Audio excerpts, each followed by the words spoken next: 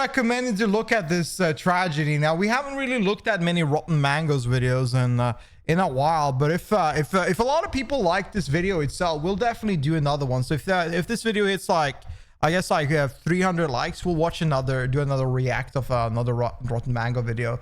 But we have the Sewol Ferry tragedy. A lot of people recommended me to look at this. This seems like a very awful tale, and I'm not sure what I'm gonna get into, but buckle up because this is gonna be an emotional ride. Bada bing, bada bing. Bada bing, bada boom. It's going to be a long one, and it's going to be a tough one, okay? We're talking about the Sewol tragedy, the sinking of the Sewol boat. Now, I guess I pronounced that awfully. 16-year-old students from Tanwon High School, they made headlines. There were some rumors that they were dating. There were some rumors that said, no, they were just close friends. But most of the students that knew both of them personally said they barely knew each other. I don't even think that they had a class together. Most kids said that was the extent of their interaction, just passing each other in the hallways. Yet the two of them found each other alone in a room, in a boat, terrified. I mean, they're watching the water starting to pool on the ground, and they didn't know what to do. I'm sure they were frantic. I'm sure that there were a lot of things going on in their minds. I'm sure that they were trying to comfort each other. But eventually, everything goes black. A civilian diver would later find both their bodies alone in that room, and their life jacket cords were still tied together. He remembers how he had to separate them because he physically couldn't bring up two bodies at once, and he recognized that in their last moments, maybe these two kids knew each other, maybe they didn't, but in their last moments, they didn't want to be alone. So they tied the strings of their life jackets together till the very end. And he said, you know, I started crying thinking that I didn't want to separate them, but I had to. He said it was one of the hardest rescue dives that he had ever endured in his entire life. Imagine being in that situation, though. The stuff that was that makes sense. Other students from the same high school, Tanwon High School, if you had wolf milk, he would do it perfectly fine. Don't worry about it. A student was seen throwing a chair at a window, a glass window, and she's hurling this chair with as much force as she can muster. She would go as far back as she could, and then she would throw it with all of her strength, and it would just clunk onto the window and fall back down. She wasn't angry, but there was just pure desperation in her eyes. She could see on the very other side of this window were rescuers. They know. They saw her, she saw them, and they did nothing but stare at her. What? Why? We're going to get into it. I mean, this rescue, I don't even think you can call it a rescue. She realized that these people, these rescuers, they're not here to save her. All the people that she thought would be responsible for her safety, the captain of the boat, the rescue teams from the Korean National Coast Guard, they all abandoned her. Why? They were watching her through the window, and it was very clear to her in her last moments that she was being left to die. Why? Imagine these are the very last realizations that you have in your life. How can you do that? April 16th, 2014, the Sewol ferry capsized off the coast of South Korea. There were 476 passengers. Imagine being in that moment. Most of them were high school students around the age of 16 years old from the same high school. They were on their way to Jeju Island. She's just a girl, right? Why would you do that? And when their boat started sinking on one side. And you know, when a giant boat that carries 500 passengers, when it starts sinking, it's not something that goes unnoticed, nor is it something that happens very quickly. Soon, nearby boats and vessels and even countries start giving out lending helping hands. The Japanese Coast Guard asked if South Korea required assistance because they were right there. The U.S. Navy had a massive vessel. Don't tell me that because they were being, you know, their ego was flipping up that they didn't want to ask for assistance from Japan. Please don't tell me that. Nearby, and because I know Japan and Korea has they kind of have a good relationship now, but there is still backlog of all the bad things Japan did to Korea. So there's probably some kind of political like situation where they don't want to request things from each other because like it's still like a backlog of history. To rush to the scene, it could be something like that. South Korea denied all of their requests. There was an ego thing. That sucks. They told news outlets that they had... Imagine yourself, you were the family of the victims here that know that ego trip made sure that their children died. Everything under control, that they were operating a full-scale rescue operation and that majority of the passengers had already been rescued off the boat and they're being rushed to safety. Wow. South Korea told the world, hey, guys, these are our kids, and we're going to do everything to save our kids. But that could not have been further from the truth. The Sewol Ferry tragedy in South Korea would lead to the deaths of over 250 high school students. Damn. Over 300 lives in total. It would lead to the president being impeached, the prime minister resigning, the Korean Coast Guard being disbanded, multiple high-profile arrests, a billionaire suspicious suicide, a helicopter crash, hunger strikes, and a vice principal of a high school found hanging from a tree in the woods, dead. So let's get into the tragedy. Is this about the boat? It is. The boat. Our intro, we saw this last time. This intro is fucking dope. That is nuts though. Like, how do you fuck up that hard? As always, full show notes are available at rottenmangopodcast.com. There's a South Korean news outlet called Newstapa, which you're like, I've never heard of this. I've heard of like SBS and NBC. Newstapa worked closely with the victims' families and their attorneys from the get-go. They had so much information on this tragedy that was being suppressed by mainstream news. They were the only ones that were standing up when everyone else was silent. It's estimated and kind of surmised that without them, most of the evidence, most of these testimonies would have been completely lost. They would have never been used. As I understand, Korea is a little bit corrupt. That's what I kind of understood with most things that I've heard about tragic things happening in the country and how they are dealt with. So that was my primary source because they work directly with the families to get the truth out there. And, you know, this isn't just a tragedy. It's a full-scale cover-up with the president, the most powerful person in that country, working with the media. So please go show support to Newstapa if you can. And with that being said, let's get into it. The parents of Tanwon High School are getting bombarded with calls. Phone calls, text messages, voice memos, pictures are being sent to them. And it was like a parent's worst nightmare. Think about your 16-year-old kid aboard a boat on a school field trip, and they're sending you cryptic text messages like, Mom, I'm sending you this because I'm scared I might not be able to say it later. But I love you. And you're like, what's going on? You're like on a field trip. Another kid sent, hope we can meet again alive. Another student said, if I've wronged any of you guys, please forgive me. The parents start freaking out, but they're told by their kids that, hey, Mom, Dad, the boat is sinking, but rescue efforts are on their way. I think everyone's got it under control. They told us to stay in our cabins and put on our life jackets.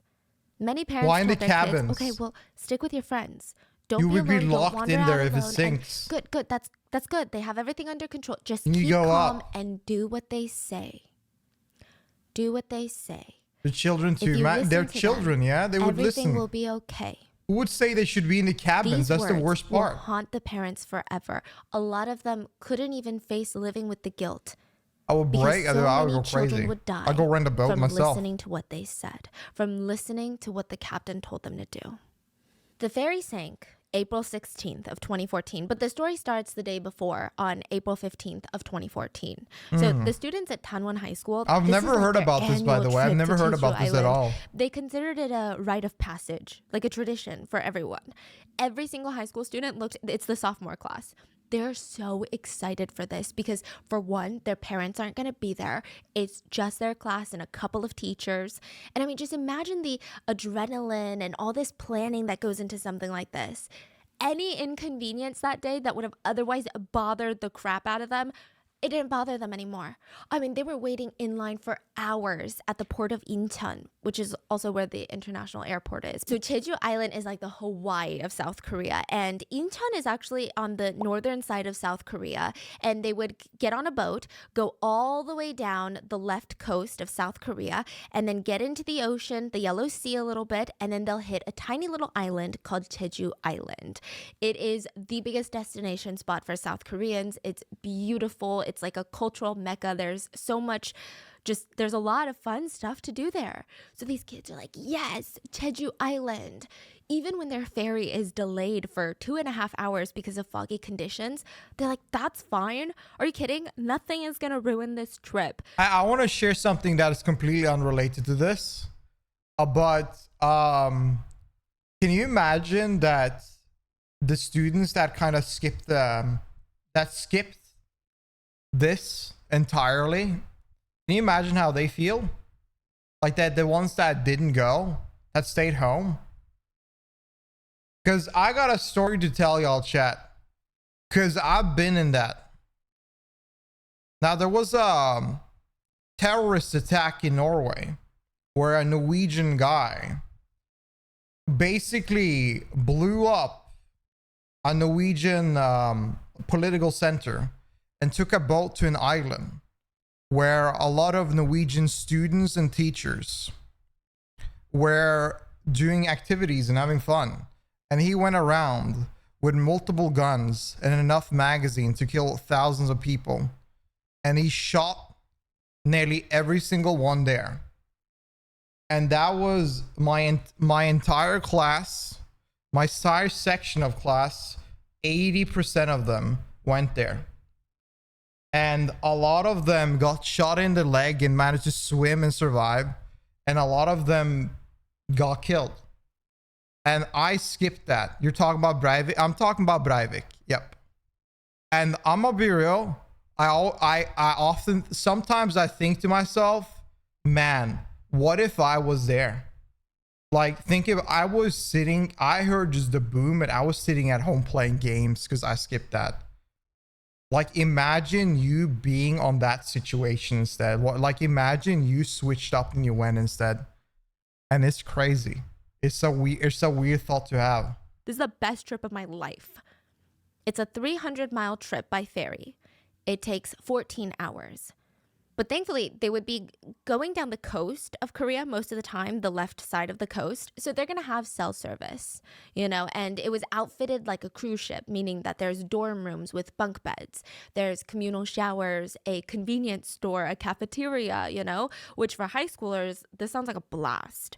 Because they had cell service, a lot of them were able to reach out to their families, and those very phones would later document some of their last moments. Has she talked about it? Yeah, I know everything about it. I heard it from my friends ferry, instead. including the crew. It was really weird to hear about the... Like, I remember when I went to the hospital with a lot of friends and saw them. Because some of them got shot in the... Some of them managed to swim away and their IDs. Some of them even was shot... I think they were shot in their shoulder and their leg. And they just laid there on the ground while he walked by them. And he acted like he was dead. And he didn't get killed, luckily. But like, and then some people got shot while they were trying to swim away and stuff like that. And it's crazy to hear those stories, like what they went through. Board the ferry at 9 p.m. They were supposed to board 2.5 hours earlier, but like I said, a delay. Same guy given a PlayStation doing plenty games in Norwegian prison. That guy should not be alive, in my opinion. Like, yeah, the prison system in Norway saved him because he would literally be flayed. He would literally be killed a lot. Like, if he was out, like, give him 5 minutes in public, he would be murdered. And these are Norwegians that they don't do these kind of things. What? Think about this. This man has killed multiple children. Do you think that thousands of parents would not go and murder a man that killed their children or hurt their children? Parents are protective. If some guy is walking around there free, the parents will probably pop off. It's not that bad. The justice system protected him. And that's another disgusting fact about the terrorist attack in Norway, is that the justice system here protected one of the biggest terror attacks that had happened in our country, which is really fucked up. This is another, like I told you guys, like there's a lot of things I don't like about my country. I love my country. I love being Norwegian, but man, there's a lot of bad things about my country. I mean, the ferry is filled with 325 high school students, 14 teachers, 29 crew members, and about 100 or so other passengers. So these passengers are going to Jeju either on their own for vacation, or there were a lot of truck drivers. So they go and they get cargo off from this same boat and they drive it around Jeju. Then they get their truck back onto the boat and come back to Seoul, and it's like a back and forth, right? So Sounds like a huge boat. oh yeah, it's a massive boat. Here, can you pass me my iPad? I'm gonna show you pictures. So you're saying there's not only people, but also like vehicles on there. Oh, so many vehicles, and it's actually a cargo ship. This is a cargo ship that loads on passengers on the side. The Sewol ferry, if you want to get technical, is 75% profits from cargo movement and 25% profits from carrying of passengers. Most of the pictures you're gonna find now are of it sinking, but here is Mr. it Manga. But I before think it it's sank. still really cute that she has her husband there, Wow, it's like and she's telling like the a stories cruise to her ship. Like a cruise husband. ship. Yes, Wow. it's massive. I think it's a lot of adorable these that truck they're drivers doing were this not very activities excited together. that they got onto the ferry with a bunch of high schoolers, but Sitting these there same truck cute, listening to drivers her. would help try and save a lot of these students later. So it's not like the high school bought out the entire ferry, nor was it a ferry that belonged to the school. There's a lot of people on here. So all 476 He's a people, special including case. That's the 'cause crew, they take every board the ferry and they situation start their multiplied. journey. Now, the night of the 15th was pretty calm. Okay, so this is a picture that the kids posted or taken by one of the victims. Just of them boarding during the foggy night. And it just looks like they're so excited. And nothing climactic happens, which is good. Dinner is served. There's fireworks that are launched from the deck. And there's pictures of that too. At night, the passengers, they all go to sleep in their cabins. Now, the high school was pretty good about booking rooms on one level for all of the boy students. And then for the girl students upstairs, right? So they had different levels. They all go to sleep around 11-ish. And the next morning, at around 11 a.m., they should be arriving in Jeju Island. Enjoy. So it's like you go to sleep, you wake up, you have breakfast, this- and 11 a.m. you're at Jeju. I don't remember They're the so name. excited for this. Now, 7:30 Ferry a.m. tragedy. is when everything starts to slowly unravel. Helmsman Cho and third mate Park. So these are two of the people that are going to be steering the boat now. They take over for the shift so the overnight crew can go into their cabins and take a nap or go Sewol to Ferry sleep. tragedy. The helmsman is the person that's who's going to be another steering tragedy. and driving the ship, if you will. So helmsman Cho, he's at the bridge, which is basically like the cockpit of the boat.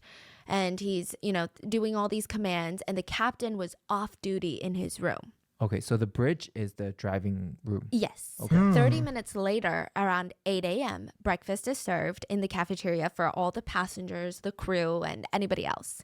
8:20 a.m., autopilot is switched off to manual steering.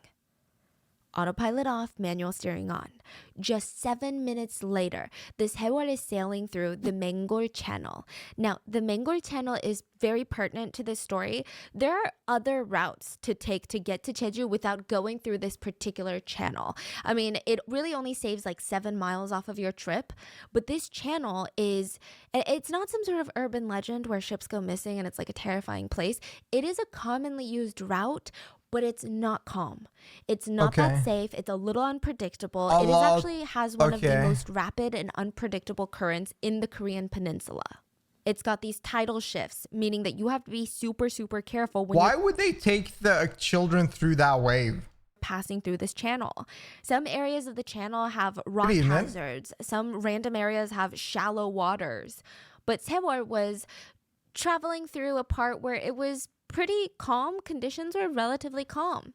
Even CCTV footage shows kids and Save truck drivers money. socializing on deck, finishing up their breakfast. Most of the kids were still asleep in their cabins, if I'm being honest, because, it's very early. As of 8:40 a.m., everything is going well. Students are busy. Passengers are busy avoiding the students. Crew members are busy working. Within 9 minutes, everything would change. 8:49 a.m. Two crew members that were in charge of steering the ship decide to manually steer the ship 15 degrees to the left. Which is a well-known fact to all crew members aboard this Sewol that they cannot steer this particular vessel more than 5 degrees in any direction. Mainly because of the amount of cargo it was holding. So why did this Sewol ferry even start to sink? This Sewol was known, like I said, to be a cargo ship. 25% of their profits were just from passengers. So being incredibly irresponsible and greedy, they would almost every single time load way more cargo than was legally allowed. It caused massive dangerous conditions on the boat. And when they made this sharp turn, which is supposed to only be 5 degrees to the left, they went 15 degrees. 3 times. None of this cargo, none of these cars, they had almost 200 vehicles on this cargo ship. All of them slammed to the left because none of them are being tied down. Side note, when you read official reports, it'll read that the boat was listing 30 degrees to port. Now, what that means, and this is from online research, I'm not like a boat girl, I'm actually terrified of cruises, but listing, when a boat is listing, it means that it's leaning to the left. Not going to the left, but leaning to the left. When it says listing to port, it means to the left. When it says listing to starboat, it means listing to the right. You say listing how much degree? 30 degrees. 30 degrees. Yes. That's a lot. 30 degrees. And not to That's confuse it whipping with trimming, point. okay? Just a little quick, I guess, boat lesson. But trimming is when the ship tips forward or backward. And then rolling is when a ship is moving from side to side trying to find balance. So these are terms that you'll see a lot in the official reports. At one point, it was And they were rolling told to try and stay in find their balance, cabin but while this ultimately, is happening. it was listing to the left, 30 degrees. None of this is great. I get the but fuck out of there. I 30 say, shut up, degrees man. list doesn't mean Get out of her, capsizing. old man. It doesn't automatically mean That's it. crazy. And it gets technical, but I'm going to try and describe it as best as possible. If the cargo had been tied down, it probably might have balanced the boat back out. The boat might have rolled and then eventually become stable again. Now, even if it didn't become stable again, They're there good is kids. something called ballast That's the water. worst part about it. Okay, this You is going to get listen, very you're technical. kind, All boats and you want to have get- a low center of it gravity. goes against you. The parts closest to the water needs to be the center of gravity. So did you know most boats are filled with water? Yeah, there were It sounds children at the end of the day. counterintuitive, but it's something called ballast water, Scared and which is didn't know just what to to do. bring the center of gravity, right? Yeah. They had like no ballast water. The center of gravity was at the top of the boat. Why? Oh, so they can load more cars. Yes. So there's no way. How could the school even allow children to jump on a car? First of all, you're allowing them to go on a cargo boat, but also this cargo boat is only thinking about money and not any sort of way, any safety at all. Like this is deemed to fail. Like this is in itself, if you look at the paper and the fact, this is deemed to go lean into a tragedy. That this boat my is gonna fix itself, balance itself out. No way. Let me show you some footage. You know, I can envision it as, you know, sometimes you throw a boat on the water, it will float. And then I'm just imagining the like filling that boat to the brim of sinking and floating. Yes. So it's like anything moves, it will start sink. Precisely. That's literally what this boat is doing. This is from Black Box when the boat leaned initially.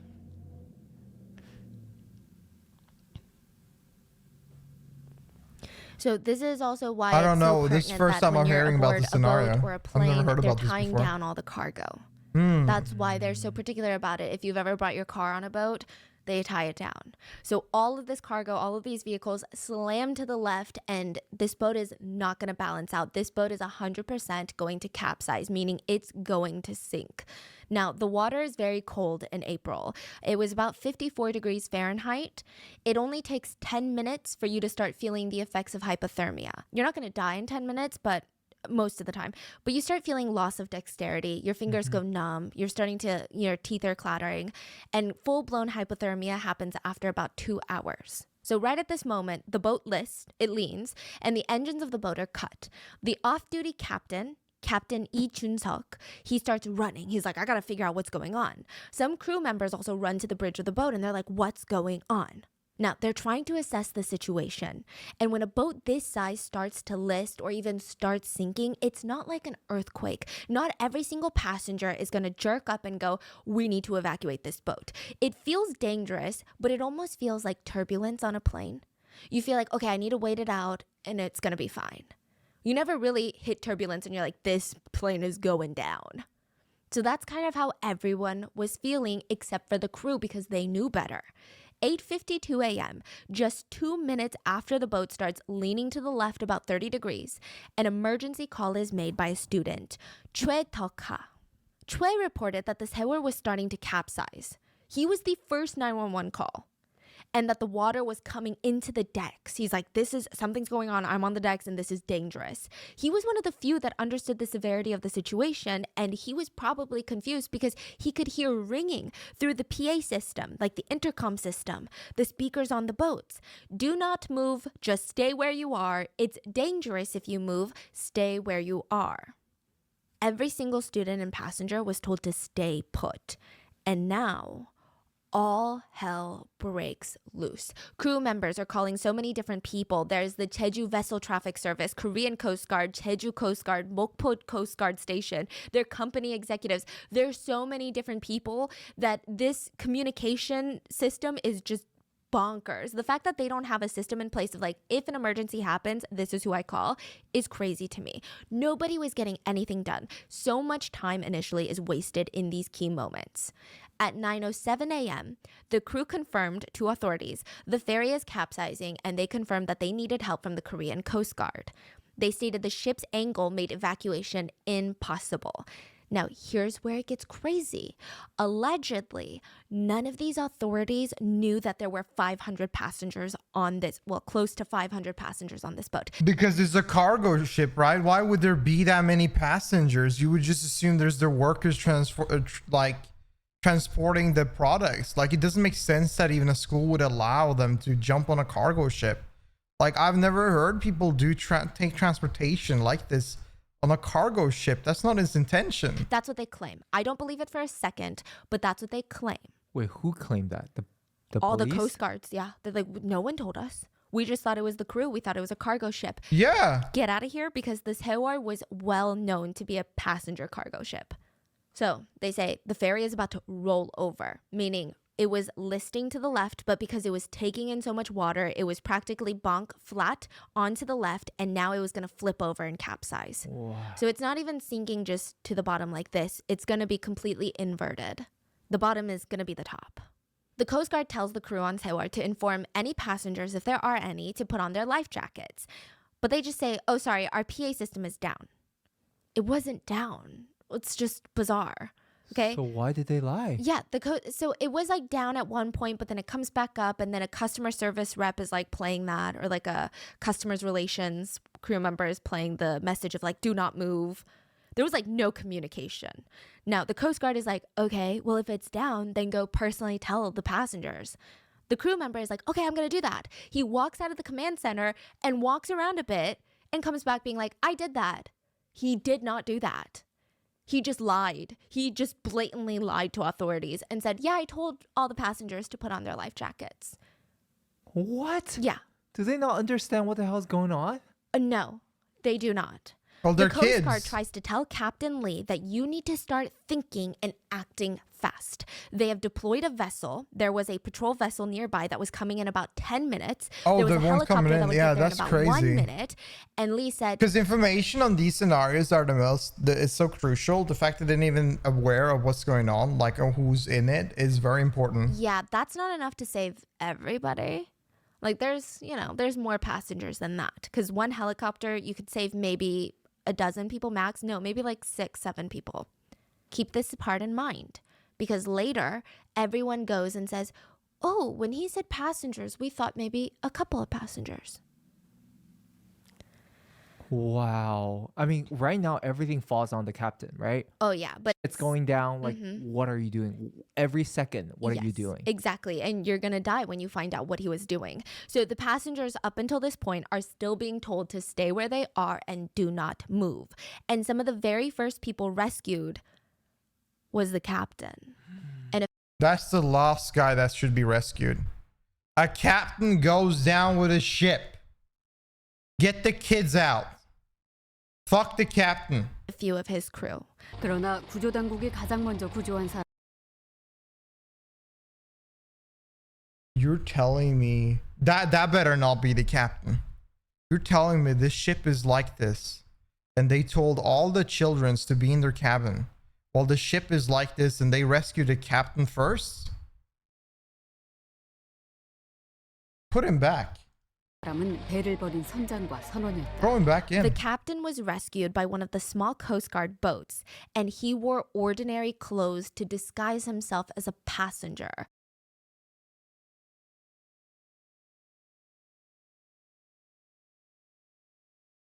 Wow. Oh my god. Wow. Once he was rescued, Wow. he made no attempts, and he actually was rescued. Wow. I don't want to say before the chaos because right now is chaos, but he was rescued at a point where it wasn't just utter all hell breaks loose and there are people drowning and dying right now. He's like, okay, well, I think chaos is about to hit, so I'm going to leave. That's so fucking despicable. Yes. Yeah, he's actually one of the most hated people in all of South Korea, the whole nation. He's alive. He disguised himself as a passenger, and once he was rescued, this is even more despicable. He gets on the Coast Guard vessel, and he doesn't let anyone know that he is the captain and that he has vital information that would help them in rescuing passengers. He doesn't relay any information to them when time and information is the most important thing to save lives. It is. He made no attempts then to they tell can them predict how many what they can do passengers, as where next they were, action what to the save PA everyone. system was doing. He did none of that. He didn't tell them that they were being told to stay in their rooms where they were effectively trapped inside this sinking boat. They were. None of that. And as soon as the water comes in, those doors are not going to be opened up. There's not that pressure from the water is not going to open those doors. Telling them to stay in their cabin is probably the dumbest fucking thing I've ever heard. Like when a boat is sinking, you should not be inside of the boat. You should get up on the boat. Get out of the boat.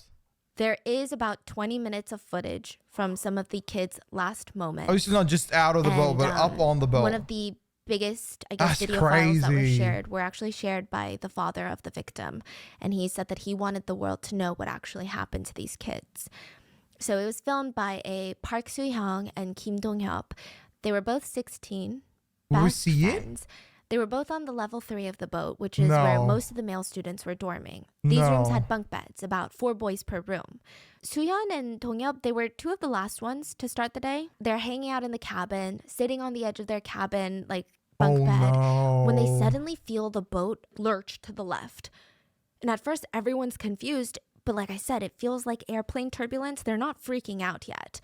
Then they start overhearing the speakers starting blaring. Do not move. Stay put. It's dangerous if you move. Just stay where you are. No! If you're watching the video on YouTube or Spotify, I'm going to play you a clip of the video. You can actually hear the PA system in the background repeating, stay where you are, over and over again. 아 기울어졌어. 야 나 좀 살려줘. 현재 자리에서 움직이지 마시고 안전으로 자꾸 대기해 주시기 바랍니다. 이거 상황이 아니야. 이거 실제라고. 와 기울 줄은 상상도 못했다. 이게 뭔 상황인지 모르겠어. 구명조끼 입으라는 거 침몰되고 있다는 소리 아니야? So the boys on the 3rd floor are freaking They're out. kind of like putting the pieces together, but they're being constantly told that they need to stay put in their cabin, which is a death sentence. Some students who were on the deck come to the cabins to let everyone know to put on their life jackets. The video footage from these students are stitched together to be about 20 minutes, but it's probably the most raw footage I've ever seen in my life. Like, it's not necessarily the most emotional in the typical sense, meaning these kids aren't crying, they're not banging on the windows to get out, but you just see how real and relatable the situation is. Like the way that these kids, at first, they don't think the ship is going to sink, because who thinks that? You know, they're kind of joking around, but they're putting faith in the adults and the captain and the PA system, and they're kind of playing around with each other. And I find that it's a way that they're coping with it. And then eventually you hear that humor kind of dissipate, and it gets replaced by them saying, I don't want to die. But they're still trying to keep this almost cool front in front of their friends. Did anybody try to You can hear leave? other kids trying to check up on their friends and contacting their family members back home on their phones. But near the end, you can hear and see most of them start to feel very, very scared. You hear students say things like, will the water really leak in? The shaking is getting serious. It's tilting so much this way, I can't even move. This is getting ridiculous. I want to get off. I really want to leave. Am I going to die? It's not going to go down any further, right? Like, what the hell is going on? Hurry and rescue us. What's wrong with these people? I don't understand what's happening. If they're telling us to wear life vests, does that mean the ship is sinking?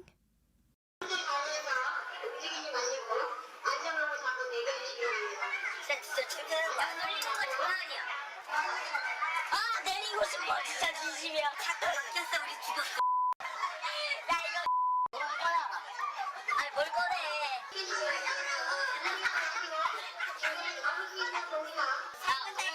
Don't move, grab something to hold on to. I don't want to die. 엄마한테 전화해볼까? Should I call my mom? Don't move, never move. No more life jackets? What are you doing? The zipper's stuck. I have a life jacket. I love you, mom and dad. People are calling their dead parents. They're calling their parents. They know they're gonna die. 제발 살려줘. 엄마 사랑해요. 아빠 사랑해요. 둘 다 사랑해요. Damn. 셀세 어딨어? Near the end, one of the students Bro, even that's screams, tragic. "Let me live. Who's gonna take care of my mom and sister? That is Let me live." that is And now, all disgusting, throughout man. this, you hear the PA system in the back. Dear passengers, a guidance announcement. Those of you who are inside the ship, please do not move. Try to find a pole you can hold on to. The kids also note that they start smelling something very bad. They wonder out loud if it's gas because it smells like boiled eggs, which is typically a gas leak scent. Who's talking in the system? Just, it's like an automated message. Oh, Yeah. nobody's even like No. talking. Oh, yeah, no. Most of the crew are like, bye. Here's a button. They press The a button crew and then dipped they and left dip. 300 children to be there. And it's very heartbreaking because you just hear that And play while activated these kids are repeating, an "We don't wanna automated die." message to tell So them more to phone stay calls were put. placed between passengers and police. The students are even telling the police, "Please, the ship is sinking. I don't want to die. We've been told to stay put. We're not supposed to move."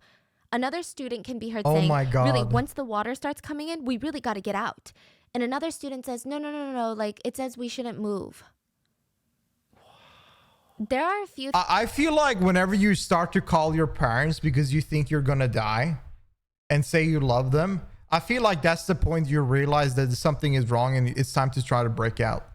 Like, I do think there has to be some people that have tried to get out, but I think that when they tried, it was probably too late because the probably like bent, it kind of went onto the other side and made it impossible for them to even climb or get out.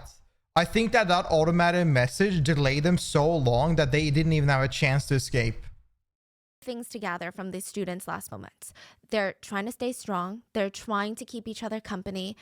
And They try if to you break the listen window. to me- Yeah, I assume that's when things started to get a little crazy. And again, that's why like when things are going too bad, you have to deal with the pressure of water, and that's going to be You speak Korean and you impossible. listen to the whole clip.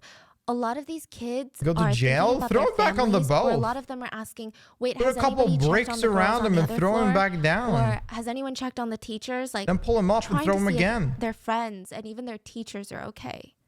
Some of them were joking around that this was the Titanic. And Like, I sang don't the theme understand how song, somebody which can be I that saw a lot of, heartless like, to old decide people be to like, "What's wrong with leave kids?" that many But children that's how they cope. and also lock They them in to followed die. the rules. They followed the advice of the adults who they believed were doing the right thing, so they stayed put. They trusted Because the these kids could survive. Like, if they went out, they could have survived. All of them could. They don't need to. They had life jackets, and even the people that don't have a life jacket, they don't need to have a life jacket to survive because the coastal guard is there.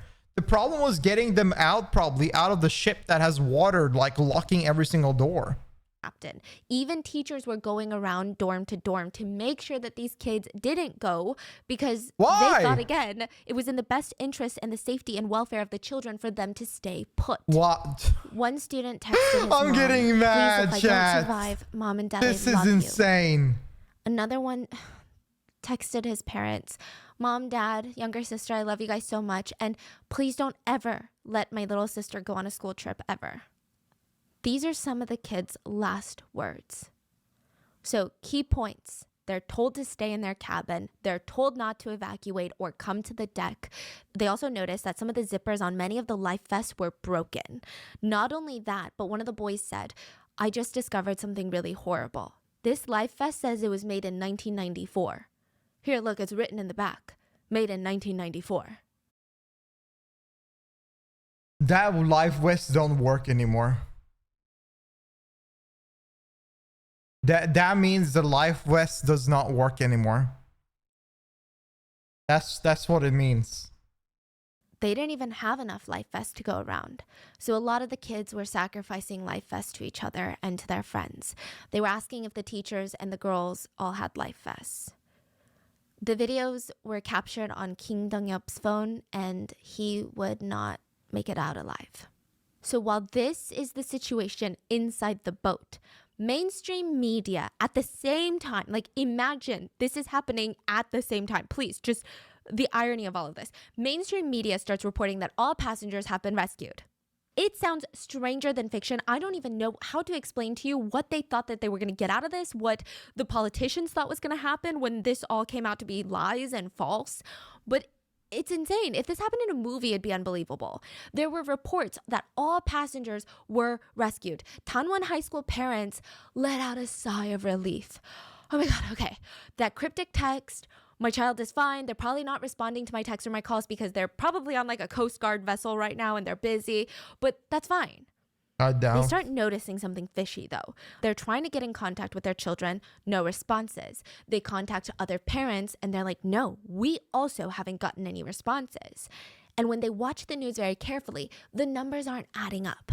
And it's not like some sort of conspiracy, but the government would report that they rescued all the passengers. Then a little bit later, they'd be like, okay, well, we have rescued majority of the passengers. Then it'd be like, oh, and these are not the exact figures, but it would be something like, we rescued 200 passengers. And then later they'd be like, we rescued 150 passengers. So which one is it? Who are you rescuing? How do you unrescue people? You're a powerful nation and you can't even do basic arithmetic? Like, what's going on? So frustrated, the parents, they start traveling to Chindo Island. Now, Chindo Island is the closest island to where the crash happened. Not Jeju Island. Chindo Island is very close to the southern tip of South Korea. Jeju Island, you'd have to go further out into the Yellow Sea. The parents all decide to use the Chindo gym to be their coordination place. And I truly don't even know how to explain what I'm going to say next. But first of all, the people organizing this gym to make sure everyone is in the right place were the parents of the children on the boat. They arrived, there's no organization, it's chaos, so they take it upon themselves to make sure everything is organized. Not the Coast Guards, not the local officials, the police, the parents take charge. That is crazy. The rescue teams had these giant whiteboards on the front with a list of names of passengers who have been rescued. And of course, the professional has no idea what they're doing. And wishing that it's their child on the list. But these families are getting frustrated. One parent grabs a mic and says, here, I can clearly see my younger sister's name on the list of survivors. It says she was rescued, but my sister isn't here. So where is my sister? Who on earth made this list? Look at the parents are pissed.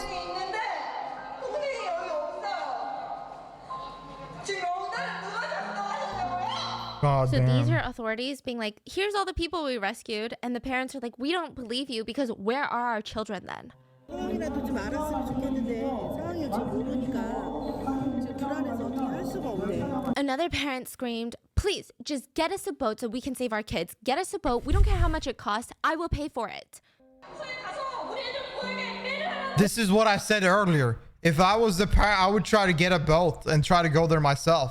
Like, of course, because these people are not doing anything. They don't even know what the hell they're doing. They don't even know who they rescued.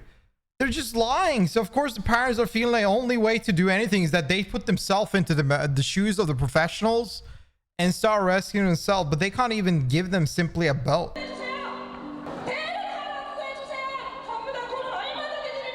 최선을 다하겠습니다. 배도 안 보인대요. 경찰들만 돌고 있고 아무 그거 없대요 지금. 잡수가 없고 지금 그런 상황이거든요. 지금 뭐 얘기로는 지금 뭐 시신도 많이 꺼냈다고 하는데. Like, why are they standing around? Get going, get a boat and move on. If you want the Another one parents said, to I feel feel like calm, the parents, go and including do myself, something. are here waiting for our children to die. We want an answer from the person in charge. Why are orders not going through and nothing's being done? You guys are clearly lying and kicking responsibility to others. Another parent screams, let's all go together. Let's all go together. The parents are rushed to the harbor, and to show you how they still had this unfailing hope of a parent, they all grabbed blankets on the way out. They said when their kid gets saved, they want to make sure that they have something to keep them warm. Oh, They all go to the harbor and they wait. There's nothing that God, they can do. man. Side note, police were lined up at the edge of the harbor to prevent family members from going into the water, whether to try and rescue a kid or to in a desperate attempt. A parent screamed, "I want to jump in the water with them. My loved one is under the water. Anger is not enough. If I don't have my younger child, I'm going to jump in the water thinking about my child in the water. How can I as a parent continue to live, eat, and drink? I hate myself." Someone near a mom tried to put one of the blankets on one of the moms because it was so cold, and she cried, "What good is it staying warm when the kids are freezing out there? They're freezing. What good is it for us to stay warm?" Not a single government official was at that harbor. Nobody responded to the family's frustrations or questions. 헬기 탔다길래 난 구조되는 줄 알았어 언니. 우리만 따뜻하면 뭐하냐고요. 애들이 추운데 우리만 따뜻하면 뭐하냐고. Wait, this is nighttime? Yeah. It's been They waited for so many hours. Their kids are dead already. Like, that's the thing. Like, when there's no action done for so long, they know the kids are dead. a day? It's been a day. We're going to go back into the rescue. And I remember this, by the way. I told you about the story that happened in Norway, right? The police let that maniac walk around on the island, shooting people, I think, for 4 hours straight. They waited. And I see this a lot. Rescue themes, police. When it's about kids, people will keep them waiting. It's always like this. Yeah, I think it was 4 hours. It was a long time. People were really mad. That was a big situation. So that guy could just go kill anybody. Most people that survived swam from the island or survived the gunshots. Just you wait. Oh my god. And that's a big swim. That's that's quite far to swim. But when you're afraid, on the brink of death, you will swim. You swim. Yeah. So again, I mean, the families resorted to asking reporters on what's going on, but none of the reporters, most of the reporters at the harbor at this point were mainstream media reporters. The only ones there that actually cared about helping the parents was Newstapa, which is why I think a lot of parents continue to work with Newstapa. These are some of the most devastating clips I've seen. I mean, just the desperation in these parents, like their grief, their worry, their anger, and so many of them it's a lot. That's why I respect chat firemen the most. Because once there is a fire, firemen are there instantly. But once there are a terrorist or something bad happening, the police are too scared to do anything. Talk about the rescue, because you mentioned, like, how is this nighttime? So the rescue that government officials and media said at least was with a my success country was not a success at all. The Coast Guard helicopter. Y'all remember when the fire broke here where I lived while I was streaming? The fire alarm went. I was like, what the hell? Stopped. 10 minutes later, went again. And I went outside and there was 3 trucks already there. I didn't even realize it. Firemen goes there instantly, but police officers tends to take their time. Was dispatched to the sinking ferry at 9:10 a.m. They arrive at around 9:30 a.m. 2 rescuers come down and rescue 6 passengers via helicopter. And these passengers were like on the deck. So they're like waving. They're visible. They're outside. Now, at 9:32, the helicopter starts communicating with the Blue House. And the Blue House is like the White House. And they keep asking, is the situation serious? The helicopter says, the ferry is tilted and currently being flooded. It hasn't sunken yet. Can you please send over a video? Now, this is being heavily criticized because time is of the essence. Such an urgent incident is taking place. And really, I don't know what to say because it casually feels like the Blue House is saying, pics or it didn't happen. And sure, maybe videos can help them get a better understanding of what's going on. But if this is the government responsible for running a literal company, they better be more competent than this. They keep calling back to the helicopter, not giving commands, not doing a full-scale command center operation, but going, did you send the videos yet? Just nonstop, over and over and over again, wasting time asking for videos. And what's even crazier is that the helicopter is like, well, we didn't want to take any videos in case it gets leaked. But the Blue House is like, it's fine, text it to my phone. What? Here, there's footage. 심각한 상황인가요? 지금 현재 지금 일단 배가 좀 기울어서 침수 중이고 아직 침몰은 안 됐고요. 어디 저기 카메라 나오는 건 없죠? 네, 아직 없습니다. 예. 알겠습니다. 바로 연락 주세요. 예. 현지 영상 있습니까? 혹시 나오는 거? 현지 영상 볼 수 있는 거 있습니까? 본인 내 외부로 나가지 아마 않을 건데 이게 방송이. 그뭐 비아스 보고 때문에 그런데 영상이라도 한 찍어 핸드폰 하나 보여주시겠습니까? The Blue House is basically like, okay, well, we're gonna hang up. Just call us back when you get the footage.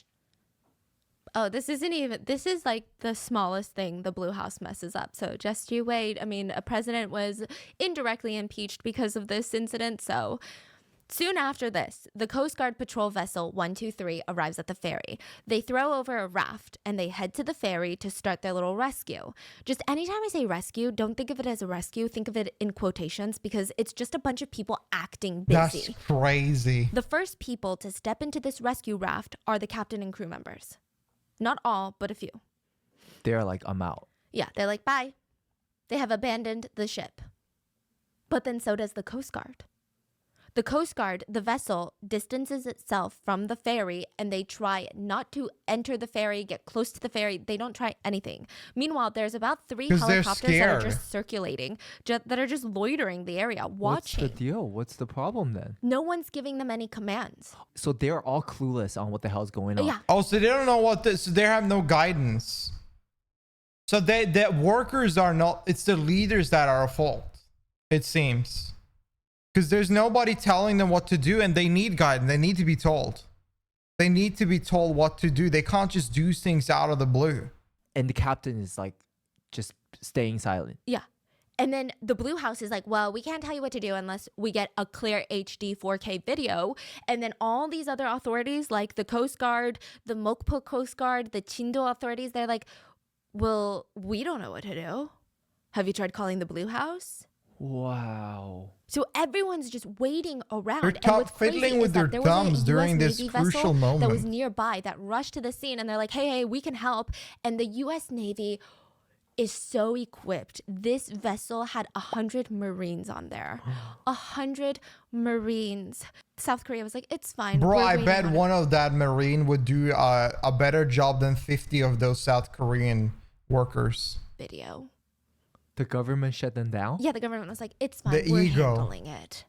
Don't want US, don't want Japanese help. I'm going on a little side They note. don't want help from another anybody. Rant. The They'll US fuck vessel, up on their the own. Navy vessel actually had helicopters on the vessel. That's crazy. And they had launch pads. So basically, they didn't have to go back. The US and Japan had people right next to this situation that they could instantly come down and help. But the Korean leaders denied assistance. Back to land to bring survivors. They could just go back and forth to their vessel that's parked very close to the sinking ferry so they could save an insane number of survivors. 1 or 2 helicopters could just do nonstop back and forth in such short time. We're going to dive into the US Navy later because there's a lot of stuff there. Now, anyways, these are not leisure helicopters either. The helicopters that are circulating the ferry are Coast Guard helicopters, and they make no additional effort. So they saved 6 people initially. They're just flying around there and doing anything, man. Anyone. They later claimed that they had no idea that there were passengers inside. Oh They my thought God. the rescue was over, and they were just surveilling the sinking of the ferry. To sum it up, Bro, when I hear this feels like an inside job. This sounds to me like some kind of guy has made a fucked up way to murder kids. Playing a tune, like, first of all, the turn, then playing a tune, telling on repeat, telling them to stay put, hold on to something and be in their cabin, and then leave and not tell Coastal Guard anything about the children. It sounds to me this was the predicted move to murder them all. Like, that's what, like, think about all of those actions and also all the way they've put, just ignore every safety precautions and anything at all that could be done to the ship to make sure that this scenario could be least likely. They ignored it all. Like, there is so much here that just tells me this guy just went in to kill people. the rescue teams were just like, because this doesn't sound like an accent. Like, I don't know, like, you gotta be really fucking dumb to do this on an accent. Like, really, really, like, extremely dumb. rescuing anyone that comes to the deck where you can visibly see them, but every single passenger was told to stay in their cabins. Oh my God, I cannot even imagine what that captain was going through at that moment. But we can't even imagine it because I don't think any of us have such little empathy for human life. Yeah, like when he got out, does he think that all the kids are going to come onto the deck eventually? Or Why would he think that? He's not Does he even think telling the they Coast Guard's exist. gonna break in? Yeah, is he knowingly making a decision? It's like, whatever, I just got to save myself. Let them die. Okay, my Probably. speculation is probably the last one because I imagine if rescue efforts were made, he would be the last one rescued because that's kind of how it is in maritime communities. But maybe he thought there is a bigger chance he might die. Because I don't know what he was thinking, Captain genuinely. goes I can't down with even his ship. Guess. No one is saving anyone unless they're visibly out on the deck, like waving their arms around in these bright red life jackets. Like I said, the problem is nobody was told to come out onto the deck. The helicopters again And they claim would be that alive if they had did. no reason to believe that there were passengers inside. One This is a helicopter cargo, Coast Guard yeah. officer, even during an interview, complains, rescue's Not hard. that. Because you tell a person This that is you're so rescuing annoying to watch listen to. their This is step, crazy. And they don't watch their step, even if you tell them to. Bro, those poor kids. 말을 해도 안 들고 하물며 어떤 올라갈 때 조심하라고 자세 차랍니다. 아니 그러니까 그거는 알겠는데 그 사람들 상황은 아는데 지금 구조템 구조를 하시는 입장에서는 확인해야 되는 인구 같은 게 아닌가. 제가 물어본 것 같아. 근데 A new step is like, that's not the point here. That's not what we're talking about. We're talking about the fact that you circled around this sinking ferry and made no attempts to save anyone. They're like, we didn't know there was anyone to save. It's like, why would you even bring that up? It's so bizarre. Nobody asked. Now, the annoying part is the helicopters that are circulating were talking separately with the Blue House. The giant vessel from the Coast Guard was speaking separately with the Blue House as well as the Coast Guard. There was no coordination. It seemed like everything was all hell breaks loose. Nobody knows what they're doing. Blue House is still asking for videos, and the only people that do something to save human lives. Do you see all these little boats? Those are civilian boats and fishermen. No way. They are the ones that took action. They are risking their lives, pulling up straight next to this capsizing. So the one that owns their own boats decided to do something. How does a local fisherman know that there are passengers on the boat, but not the rescue guards? Ginormous ferry, and it's very dangerous to get that close to a boat that's capsizing, especially I with think boats somebody like this. is lying. And they're pulling people out of the water. One of the fishermen, Hyun, in the blue boat, he said, Yo, thank you, he Lonely. saw the Thank you for boat the sub. I lift to appreciate one it, man. side from How you afar, doing? and he realized that it wasn't balancing itself back out. So he rushes over. He starts rescuing passengers that were jumping into the cold water. Let's give some W's and and he R's said for it was Lonely. Thank you, hell. man. It was agonizing. There were a lot of people, not enough boats. The people in the water are yelling for help. The ferry was sinking fast. He said he had no idea Easy. of how many people he saved, but he was told he saved about 25 people. He said, but I don't know for sure. The people that were trapped inside the ferry couldn't come out. They were just trapped inside the ferry. They can't leave. If everyone was saved, maybe I would feel proud of myself.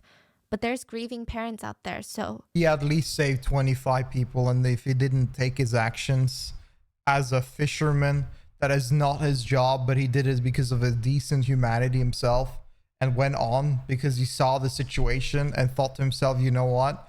Nothing is happening. I want to try to help. I'm going on myself. I have my own boat. You saved 25 people or more, and that's big enough. You can't save everyone. That was not your job, but you did it by yourself. how can I feel proud? Even though he's one of the civilians saving passengers, while the yeah. Coast Guard is doing nothing, he lives with guilt for not saving everyone. What's frustrating is when the ferry starts to list, if the captain had ordered Doesn't have everyone the to put on a tools to life save jacket people and get or to the the dock where they're experience. visible, the likelihood of every single person surviving was incredibly high. The amount of vessels nearby, not just civilian boats and fishermen, Yeah, why but is the he the Coast one Guard with the ships, guilt? the U.S. Navy vessels.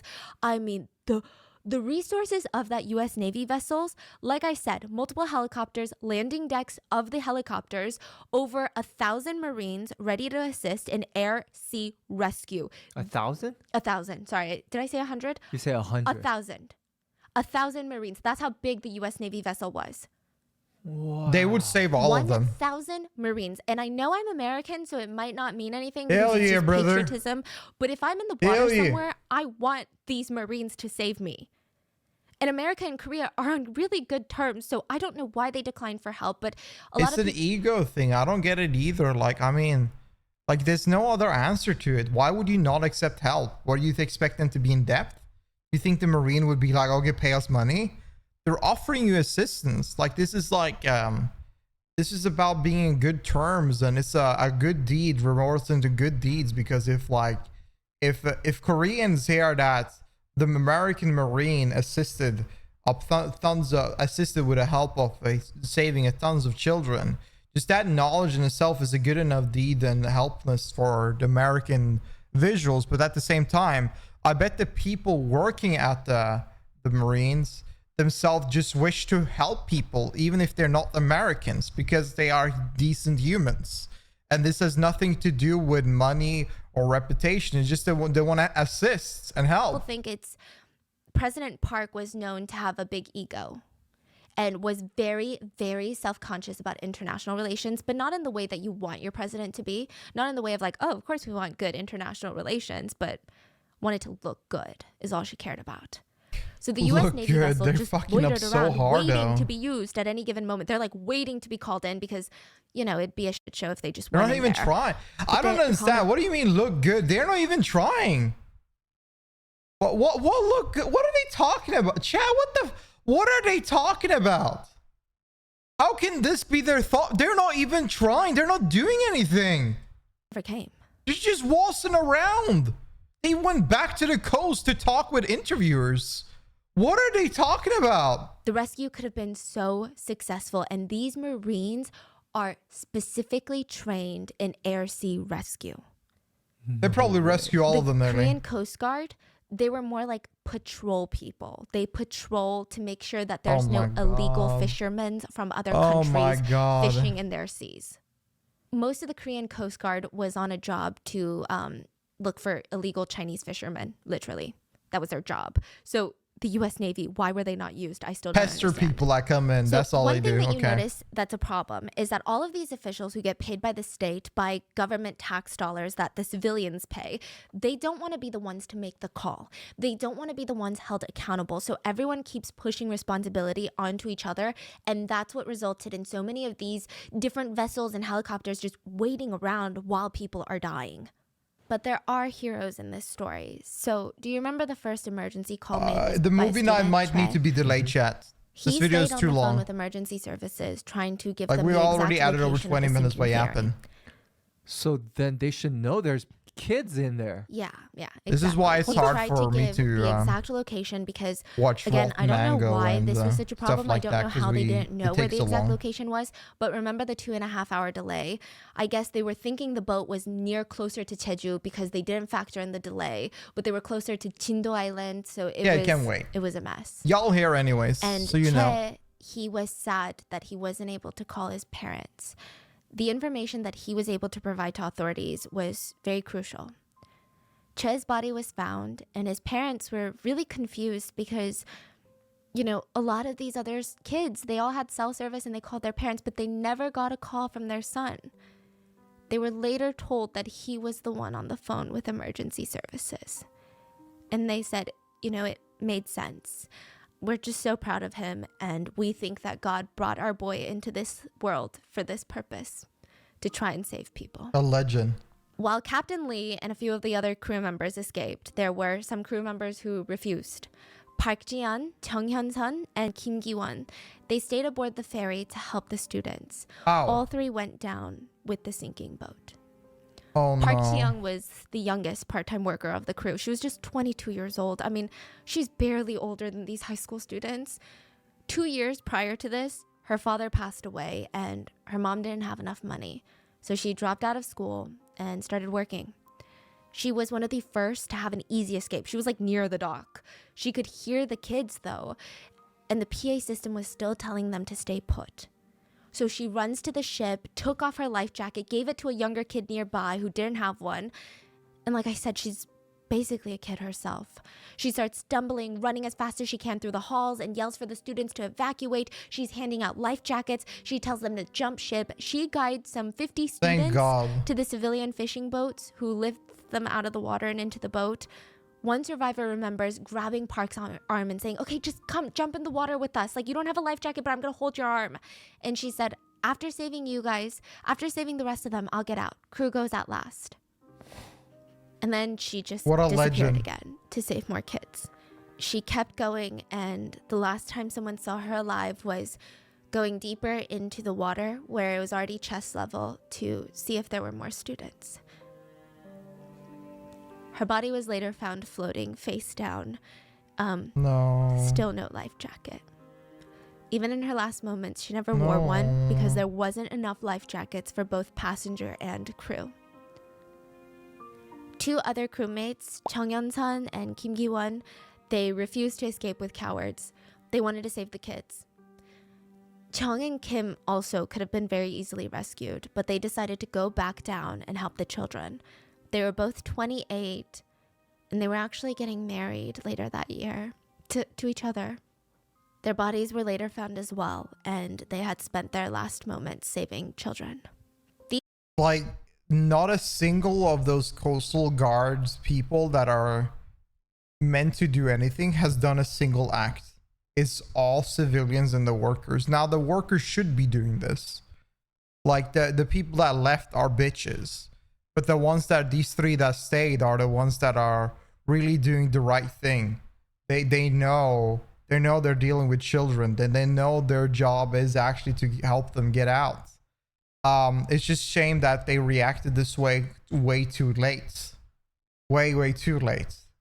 And it's a shame that a lot of them just were cowards and left and didn't even think about the children. It's really sad to see that a coastal guard that was meant to assist haven't even done a single action. And the people managing it all is declining experts from another country because of ego for help. Everyone that's helped should not be the ones really to do something beside the 3 people that were working there. It's nuts. These 3 part-time crew members would formally be recognized by the government as national martyrs. Have a good night, Milk. Because it was just such a stark contrast to the captain and the crew. I mean, most of the crew who were among the first to abandon the ship. Young Dae-hong was another crew member that went down with the ship.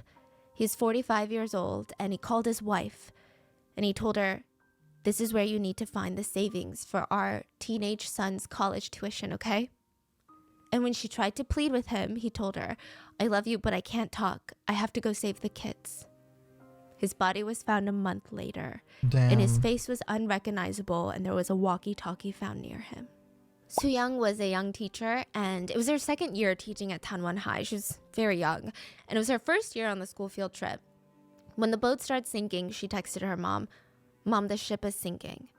Her mom called her and was like, hurry, put on a life vest. And she responded calmly, Mom, the students are all wearing life vests, indicating there weren't any more for her. She texted her boyfriend after this and said, I'm sorry, there's no more life vests.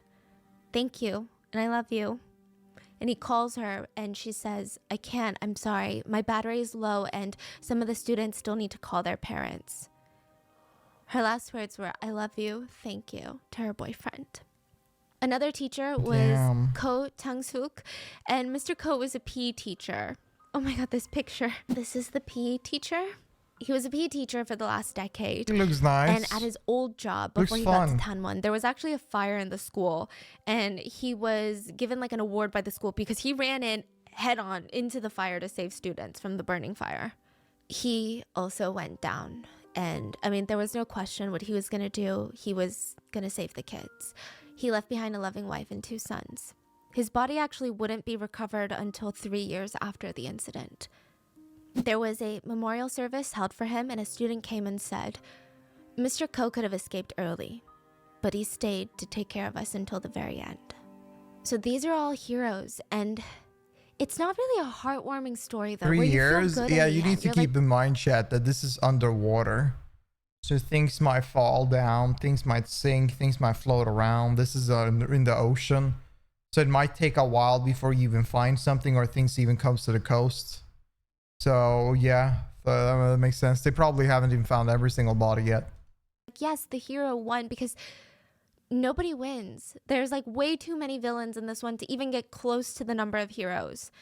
There's another story though on the boat where a 6-year-old girl, this reminds me of Itaewon, but a 6-year-old girl was there with her parents and her 7-year-old brother. So they were part of the passengers that were going on vacation to Jeju. She was passed one by one from adults to the water to one of the fishermen's boats, all the way. Her parents and her 7-year-old brother would all perish.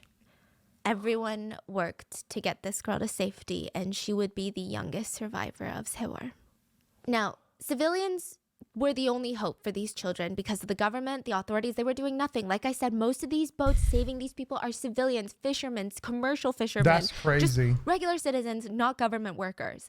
But many civilian divers who saw the news said they were gearing up to volunteer as rescuers. These are like professional divers who have been doing this that want to volunteer to save these kids, right? They know the dangers. They're gearing up. They're coming from Sewol and all these places. But then the news starts flooding that everyone has been rescued. So they're like, oh, okay, I guess I don't have to go? Like, why would I go into the water if everyone's already rescued out of the water? And it wasn't until hours later there were these like rumors and these kind of like fishy things that these volunteer divers were even picking up on. Because, you know, these are people who know how to dive, and the way that the news was reporting these rescues just didn't sound right. So they're like, why don't I just head to Chindo Island and see what's going on? Maybe they need me, maybe they don't. I mean, at least I can try, right? So many precious hours were lost because these civilian divers didn't go at the time because, I mean, nobody's blaming the civilian divers here. They're risking their lives to save others. But the fact that they thought everyone had been rescued, it's just so frustrating how grossly mishandled this was. I think that if information was relied on from the captain or people working there in a proper manner, and they knew how many people were there and where they were, I think this would go a million times better, and they might even rescue all of them, even with the lack of assistance going on and a proper leadership. But I don't know. That's crazy. They started arriving at around 4 p.m. The lack of info, not knowing if people are there or not, is big. 9 a.m. It is big. They got there around 4 p.m. and they were told to report to a command ship of the Coast Guard that was stationed near the ferry. So these volunteer divers, they don't come to play. They're suiting up, gearing up, mentally preparing themselves, but the Coast Guard is not letting them do their jobs. One of the civilian divers said it was bizarre. I was being walked around this Coast Guard vessel. Like, come here, let me introduce you to my colleague. Oh, and this is my captain here. Oh, and then this is my senior colleague. What did you say your name was? How long have you guys been diving? Yeah. Oh, that's cool. Oh, you know, my colleague is from that area. Do you want to come to the cafeteria? They're having ramen. Small talks. This is not an exaggeration. The rescue diver said they prepared ramen, and he was so disgusted. He just didn't understand. He saw some of the top dogs aboard this command ship. 2-star Navy officers, chief of the Coast Guard, chief of the West Coast Coast Guard, the chief of the Mokpo Coast Guard, fancy suits and shoes, tapping away on their laptops. Wait, I'm confused. Like, they're not sending people down the water? No. That's what they're doing, just tip-tapping on their laptops. The ramen was even brought into the conference room for these chiefs to eat, and the diver that was interviewed said he wished he could have recorded the video of these chiefs just digging into these noodles like pigs. They said they ate the ramen noodles, had a meeting for 5 minutes, and then the chiefs were like, well, we got other places to be, so bye. He was sickened to see that the chief of the West Coast Guard went to a press conference like immediately after this, the whole ramen debacle, in his uniform with all of his badges, and stated, as of today, 164 vessels, 24 aircraft, 178 special rescue workers are doing our best in conducting a search of the area. It's just about an image. You just want to look good. Remember when we talked about snakes earlier? But this is the snake. This guy here just want to all he cares about is fat ass and looking good. The civilian diver had no words, just no words. But he's not alone. Many of the civilian divers came forward anonymously later to say that is the Coast Guard would not let them do their job, and it wasn't even a job. They're volunteering, just wouldn't let them do it. It was just nonstop. Like, oh, come meet my colleague. Oh, are you sure that's up to code? Your diving suit? Who the hell gives a damn? What is it made out of? They're like, what is your deal? Let us go save some children right now. So the parents. Now, remember how the parents wanted to rent a boat to go out to sea for themselves? Even me listening to this a bit makes me think this is like an inside job or a dedicated idea that they wanted to do this. Like, I bet this is a big conspiracy that's going to be sticking around in Korea for a while. I bet, I mean, like, I know, I don't know if conspiracy theories are like a big thing in East Asia at all, but I feel like there's probably a lot of people down there that think to themselves that this thing was a dedicated action for the cause and the harm to happen, because this seems like they did everything their best to not do anything and also avoid any sort of pressure to let anyone else do anything. Save their children. Well, the very first day, a group of the parents do rent a boat and they go to report back to the others what's going on. And one dad screamed, "They told us civilians can enter the water, but the Coast Guard can't." What is this? What? They're basically saying, oh, you want to dive in and get your kid? Dive in and get your kid, but we can't. He's screaming, what is this? What is this? The civilian diver, one of the civilian rescue divers, had volunteered to go on the boat with them. And he was explaining, like, with these conditions, the Coast Guard should be going in. The conditions are calm. This is like optimal rescue conditions right now. Earlier that day, civilian fishermen were trying to break windows to save people, but the Coast Guard said, no, we can't do that. So they can't break windows, they can't go into the ferry before it sinks to save people, and now that part of the ferry is sunken, they can't try to rescue people by diving, they can't do anything. What are you doing? Why do you exist? Why do you have a job? A reporter asked a parent who saw the ferry sinking and said, and what are the Coast Guard doing right now? And he says, as of right now, there's nothing they're doing. April 16th was the morning the boat started listing, okay? Now, at 10:52, reporters went out to the scene and still nothing was being done. 10:52 p.m., a whole day had passed. Like 14 hours later? Yeah, Bro. and nothing was being done. Let me show you how calm the waters were. You're saying 14 hours later the boat's still sinking? This boat is like all the way down. And this is like, you need to dive in. So what happens on these boats is time is of the essence. Of course, the golden hour was the first hour and a half that the boat... Do you know what's really pissing me off the most?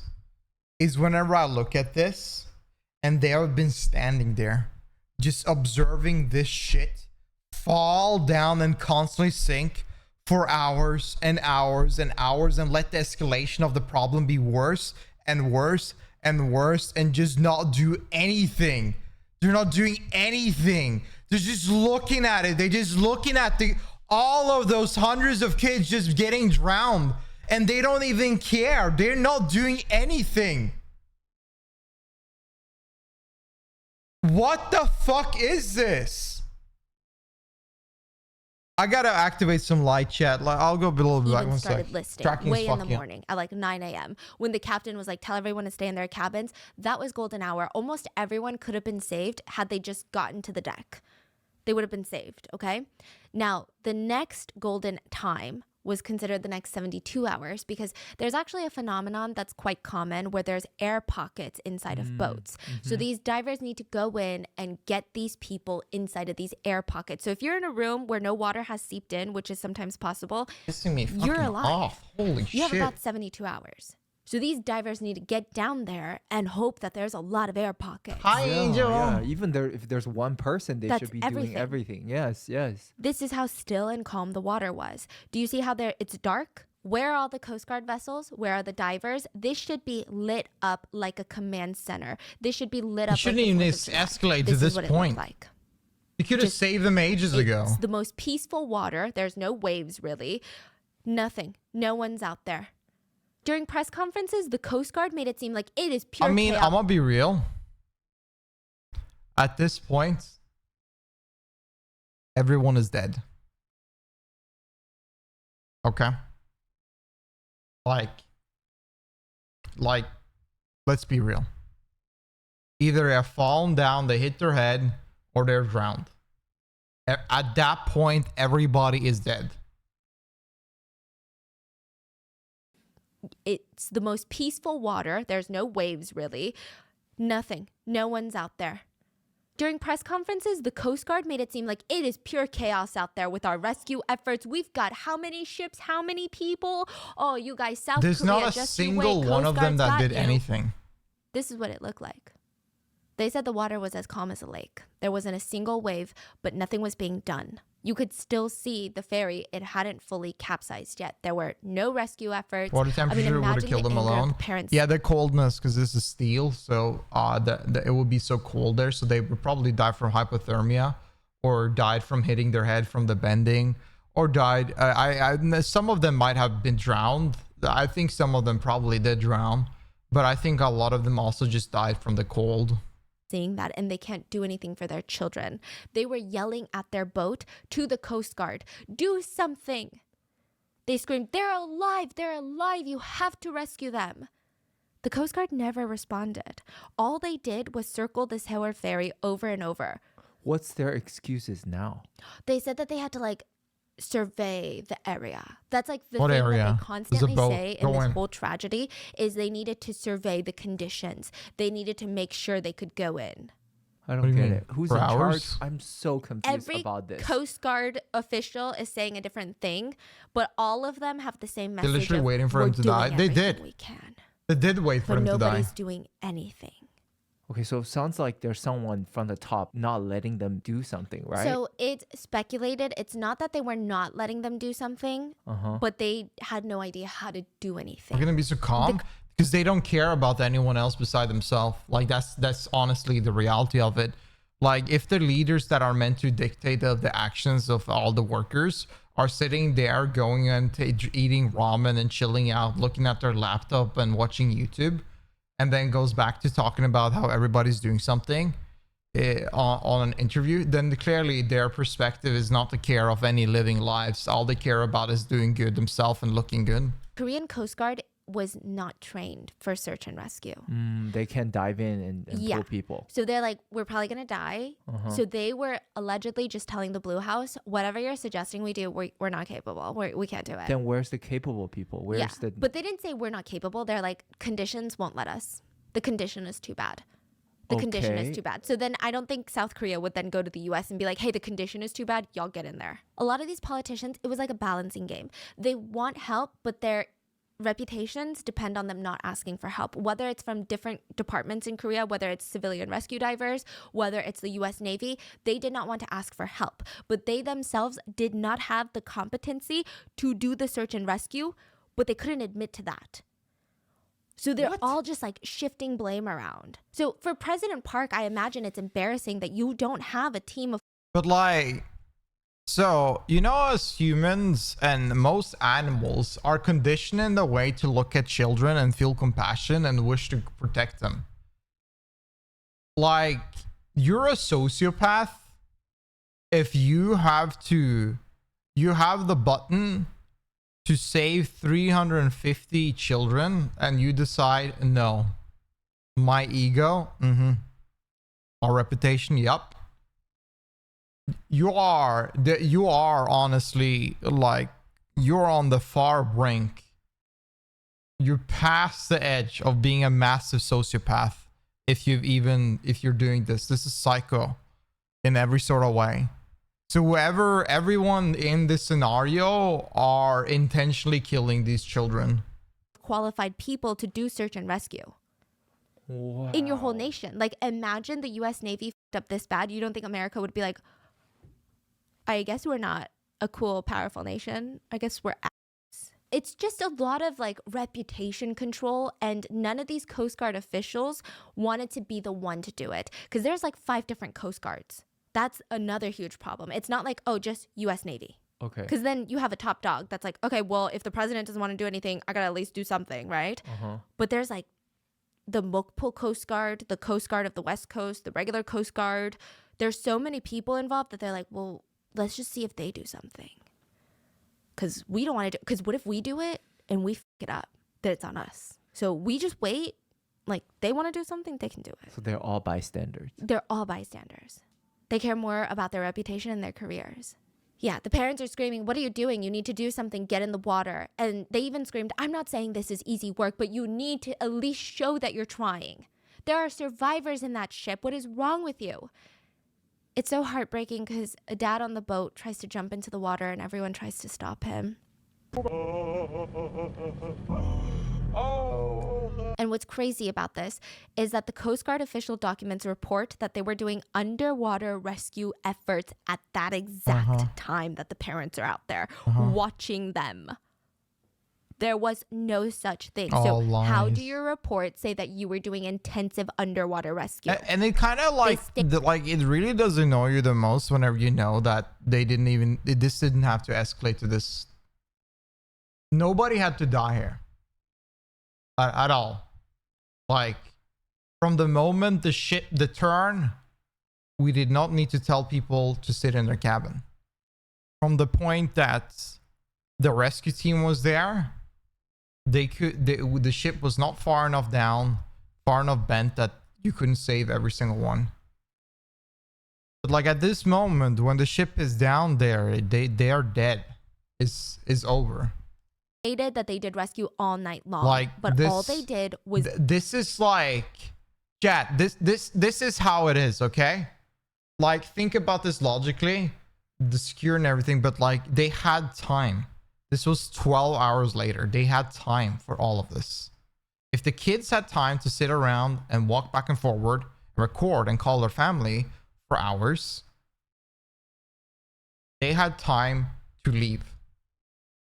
This is like you stub your toe, and then because you stubbed your toe, you cut off your entire leg.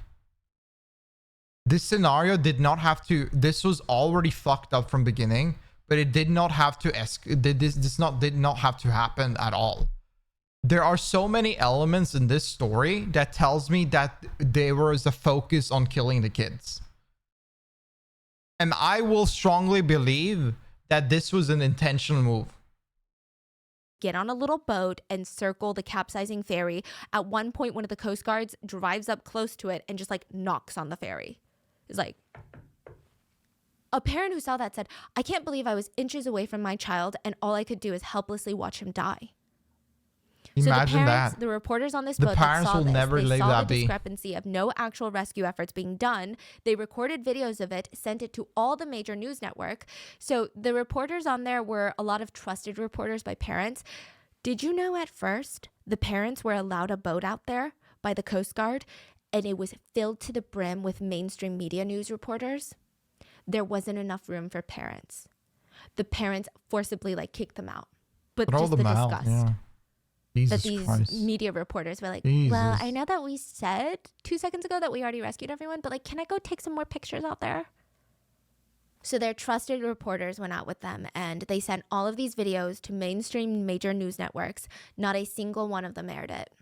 Not a single one of them Why? talked about the discrepancy because they were under President Park. President Park was known as a very, very fascinating woman who loved to bully reporters and mainstream news medias. That was her thing. So they're like, this makes her look bad, so we can't post it? Yeah, because then we're going to be on her list. That was the very first day and night of rescue efforts. That's all they did. Nothing. I mean, they did nothing. The next day, April 17th, it doesn't get any better. There is still no control tower, no organized operation. Nobody has one person that they're really reporting to. Even the president, President Park, she was MIA for 7 hours, the first 7 hours of the incident. She was nowhere to be found. We're going to get to it later. So the president and the prime minister, they visit the area in Chindo Island where the parents are gathered. Apparently, a boatload of politicians, lawmakers, and parents had gone out on a boat to go visit the Coast Guard. And parents were disgusted. I wish I was eloquent. I wish I could describe to you what kind of emotion that must have been. But the parents said they stood there and they watched the Coast Guard point at maps. They watched the politicians in suits go, It was like watching people pretend to do a job. It was like watching a skit. They felt like they were losing their minds. The Coast Guard is saying things that they know are not true. Like, oh, we worked so hard last night to do underwater rescue. They're pointing at random maps, pointing at pictures of inside the Sewol ferry. Parents get out onto the dock of the Coast Guard vessel and they see divers go under the surface of the water, kind of like flap around for 5 minutes and then come back out. They said it's like a sick joke. Like everyone's pretending. Like I imagine I would want to shake someone by their shoulders. Like, hello? Can you wake up? Like there's people dying. The parents decide that they can't trust anyone, so they start their own task forces and have coordinated group chats to relay information in a clean and orderly fashion. They were more informed than the Coast Guard. One parent actually confronts a government official who tells him, "We were doing rescues all night." The parent gets in his face and says, "Stop lying and manipulating the news and tell me, look me in the eye and tell me you were doing rescues all night." The government official seems shocked and tries to grab his phone and call someone like, we were. The government officials actually seem shocked that the parents have such up-to-date information. I guess they didn't think that the parents would be that coordinated. Like, parents would call them out for every single discrepancy, and they were shocked. And every single one of them has the same reaction. They're saying something so confidently. We rescued this many people. Oh, this is what we've been doing. The parent confronts them with their lies. They all grab their phone and call someone. One of the parent literally goes, "Why are you lying to me? We have our parents on a boat out there. I just talked to them. That is a blatant lie." The government official goes, and they were at the Coast Guard boat? Oh, and he grabs his phone. "Oh, yeah, 여보세요." Despicable. Yeah, despicable. I mean... Bro, I'd freak the fuck out too. Like, now, at that what moment, the prime minister shows up at the Chindo gym. That poor mother. And he's second in charge to the president in this country.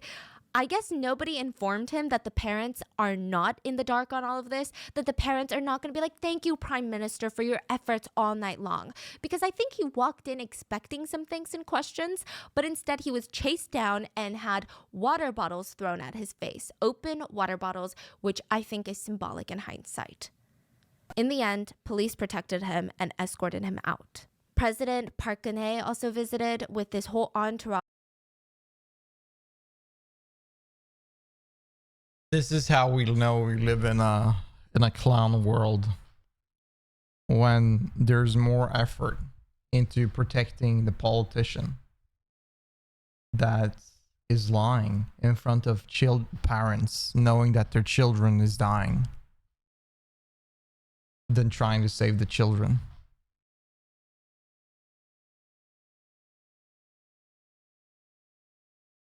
I don't think I want to visit that much Korea anymore. And escorted him out. President Park Geun-hye also visited with this whole entourage of security and politicians.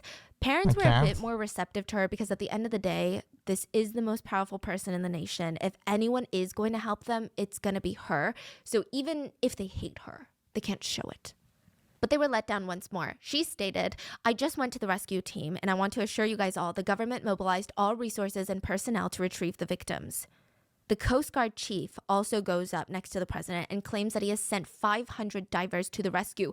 The parents know that this is a blatant lie. They are enraged. They start screaming at the chief of the Coast Guard. And side note, there's video of this, and President Park doesn't even seem surprised that the parents are screaming at his lies, almost as if she knows very well herself that those are blatant lies. Because I imagine if I'm the president and my chief just lied to me, I'd be like, why are they booing that? But she looks like she was expecting it.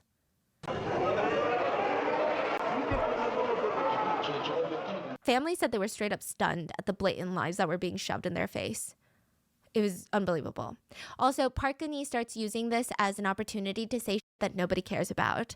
Like, their kids are still out there. They want rescue teams. And she states, so what we're going to do with this is an opportunity to conduct a thorough investigation on the cause of the accident and severely punish those involved. That's not what anyone is talking about right now. That was the whole second day of the rescue. The second valuable day. That's how it went. Bro, they are dead at this point.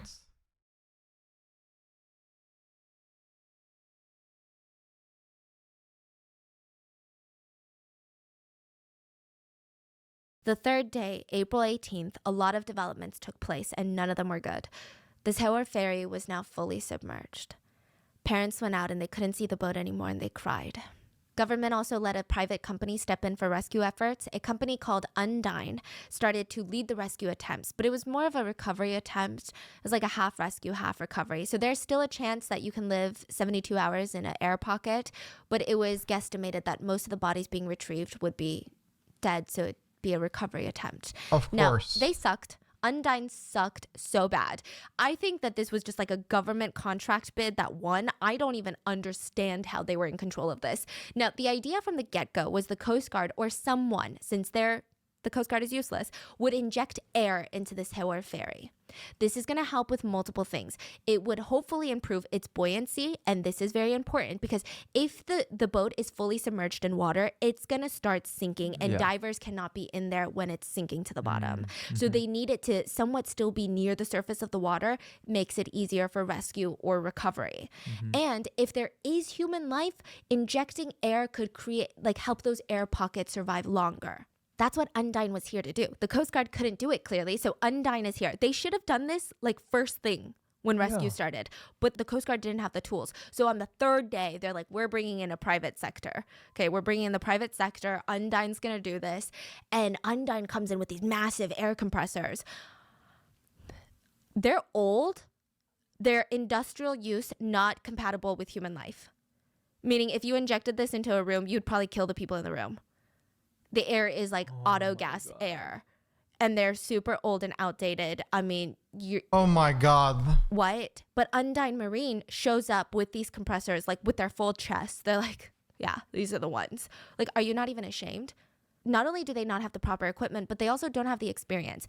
Again, the U.S. Navy was nearby and offered their assistance once more. They said, we have new compressors, and we also have qualified professionals that utilize these compressors and have done rescue efforts such as this one. They were denied. South Korea said, thank you though. But no. This day also marked the first discovery or recovery of bodies. 3 bodies were recovered by civilian divers, but mainstream media said all of it was due to Undyne. Undyne recovered these bodies, and that makes me so mad because these civilian divers gave up a lot to help. They were not part of the Navy or the Coast Guard. They were moms and dads, corporate employees, professional divers in other industries. They were stay-at-home parents. The only thing that these divers had in common was that they liked to dive, they were good at it, and they wanted to help people. So they left their homes and their families to drive to this southern part of Korea to do the most important dive of their lives. Many of these civilian divers would end up permanently injured, paralyzed, traumatized, depressed, and some would even lose their lives because of this dive. They told each other, minimize shock when you're down there. Shock is no good for anyone. The divers all made a pact to not look the students in the eye. Imagine they go down there and they see over hundreds of kids dead. Like, that's a horror movie in itself. That's a real horror movie. This is a real horror movie. Because once you do that, you will never be the same, and it'll make it harder for you to go back down underwater. They talked about how it was the hardest thing. The ones that drowned, they would have to recover their bodies, right? So their families could put them to rest. But there was so much debris in the water because think about this big ship. There's so much things falling apart. Walls were collapsing and the hallways became narrower than your shoulder width. A lot of them had to squeeze through hallways. Bad weather delayed the use of a diving bell, so they had to use these super flimsy, flexible air hoses. But if they're twisting and turning in there, it could easily snap, break, or it could be folded to a point where they're not getting air anymore. It could get caught in things. It was very, very dangerous. They had to go down in teams of 3, and they would never forget the things they saw. There were bodies in life jackets floating around in the ship now, and the divers had to reach up, grab the bodies, and hug them so that they wouldn't keep floating up. They would find a window that they could break and get rid of all glass and debris. Then they would carefully push the body through the open window so that they could float to the surface. If a body was found without a life jacket, 2 divers. One diver would have to wrap their arms around this dead body, and the second diver would have to pull them through a rope to the surface. The divers said they found many of the students hugging each other, holding each other, or tied together. God. They said how hard it must have been for those kids. With the cold water rushing in and the darkness coming over them, I thought to myself, why did I even offer to volunteer with this if I can't even save one life? Most of the students had broken fingers. They tried till their very last moment to break the doors or windows to escape. I bet. Breaking their fingers in the process. After seeing this, a lot of divers would never be the same. Kim Sang-ho, because as soon as the water is down there and clogging everything, they cannot push it. The pressure of the water is too strong. Diver said he was at home when he watched the news, and his diver buddies called him up and was like, you need to get here now. We need to save some kids. So he drove hours from his house in Seoul to the southern coast. He spent 2 months away from his family, risking his life to squeeze into these small openings, these dangerous conditions. I mean, to find bodies. They worked in 3-hour shifts. He did it for 2 months? 2 months. 3 hours of rest, 3 hours of diving, 3 hours of rest. But like the other divers, he was having a hard time resting no matter how exhausted he was. The stress of the dives wrecked his body. The anxiety wrecked his body. Finding these water-bloated corpses of children, he said he could never get that image out of his mind, and he had nightmares anytime he closed his eyes. He said, we were touching each of these children with our bare hands as we brought them up. Even now, I can't hold my wife or children. I can't stand skin. In addition to the psychological trauma he has, he suffered a shoulder injury that needed surgery. So while he was diving, a luggage compartment in the Sewol broke open and massive luggage tumbled straight onto his shoulder. He had to get surgery, and he says he drinks every day now. He just drinks because it's his medicine. In the end, his biggest regret isn't even volunteering. His biggest regret was getting there too late. He said, I couldn't even save one person. Many of the civilian volunteers, they all went through so much. So it's the civilians that went through all the trauma and all the regrets and all the doubts, while the people that actually had the job and the politicians are the ones that don't give a fuck. 43-year-old and the captain. But don't forget about the captain. He dipped and didn't say anything. Kim Kwan-ong, he helped bring back 25 bodies. At one point, he lost consciousness. Dude, this guy looks he like a fucking Chad. Look at him. 25 bodies. Beefed At up one point, is. he lost consciousness during a dive, got swept away in the current, was saved, had to go to the ER for treatment. He stayed in the hospital for 3 days. The minute he got back out, he was back in the water. That's he crazy. went into places where the Coast Guard weren't What even a attempting Chad. to go. Not even pretending like they were going to go. Fuck. He went to places the Coast Guard deemed too dangerous. And he brought back children in his arms. He said, the victims were tangled together in their utter terror, and I prayed and cradled each one of them as I brought them up. The divers did their best while the country did nothing. The country did nothing, especially for the divers. Do you know what the divers got in exchange for their contribution? Probably a Nothing. Yeah. Okay, his only thing that he got, the only reason he did this was for the families of the victims. To What a give them legend. closure. And to do right by the children of the nation, but his body was wrecked. He cannot dive anymore. He has mounting hospital bills. He has paralysis in his left thigh. The government refused to deem the 39 injured civilian divers during the search operations as wounded by righteous causes, which would allow them to get health benefits and not have medical bills. In fact, the government actually turned their back on volunteer divers. They tried to charge a few of them for negligence when a diver died during a mission. They said,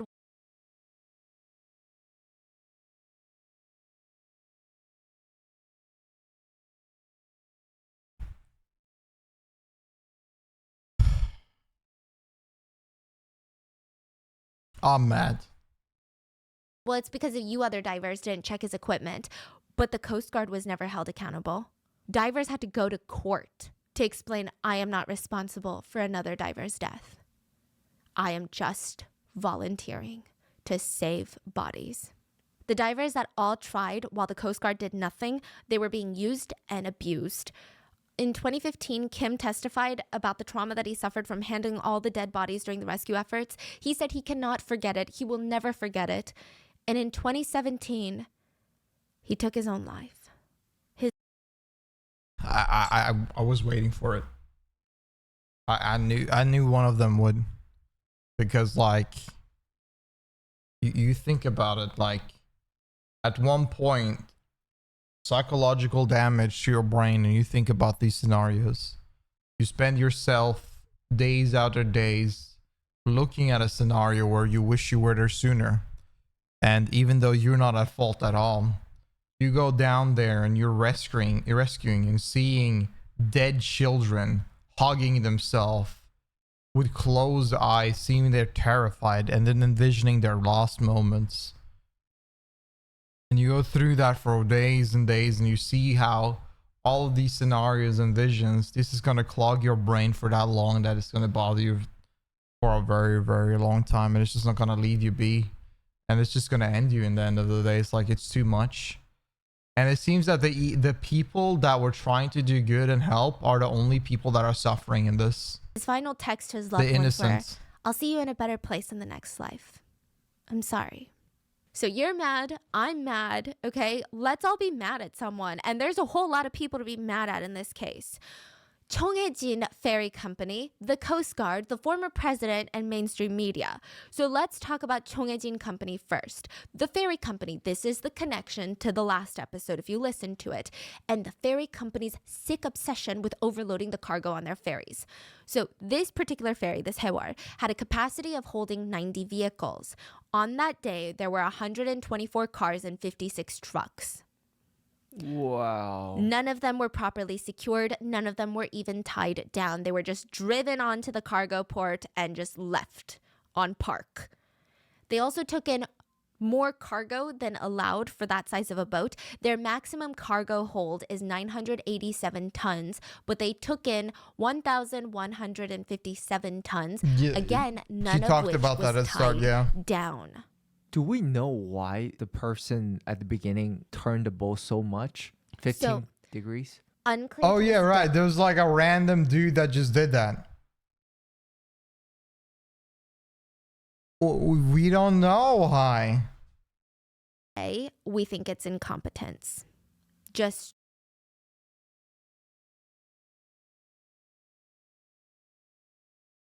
I'm gonna be real, chat. I'm gonna be real. Again, I'm not into conspiracy theories, but this seems damn well to be a predicted action. Straight up was like trying to do 5, but turned 15 because it's manual steering. And I'll tell you why we think it's incompetence, because no one was trained. Like, none of the crews were trained. Oh, and side note, not all big boats are like that. Many big boats can turn at even higher degrees and be fine. But this specific boat, it was like a industry known thing between this company that this boat can only turn 5 degrees because it's unbalanced. It's not a universal boat thing. It's like this boat can only turn 5 degrees. Now, it's not good to do a lot of degrees of turns, but still, this is crazy. The boat starts leaning to the left, which causes all the cargo and all the cars to slam to the left, which starts leaking in tons of water. Now, remember the ballast water that I was talking about? We have some exact measurements here. Like I said, it serves a very important purpose. It keeps the center of gravity low. But there is another thing that it does. So it's actually compartmentalized the water. It's not just like one big water tub. It's like you have the left tub and the right tub, and I'm simplifying it. And then in between these two tubs, you have these pumps. So what happens is if the boat starts leaning to the left, you start pumping this water to the right tub, okay, to balance it out. The pumps were broken. That is, I can't even describe to you how bad that is. The pumps were broken, and not only that, there's like a mathematical equation to figure out how much ballast water is needed to offset the cargo weight. Typically, it's around the 2 times mark, meaning you need double the water for the cargo. So if there's 100 pounds of water, you can only have 50 pounds of cargo. Okay? In this case, the Sewol was carrying about 580 tons of ballast water. For the amount of cargo they had, they needed 2,000 tons of ballast water. They had a fourth. Yeah, so it's completely off. So off. And that's what they started with. Okay.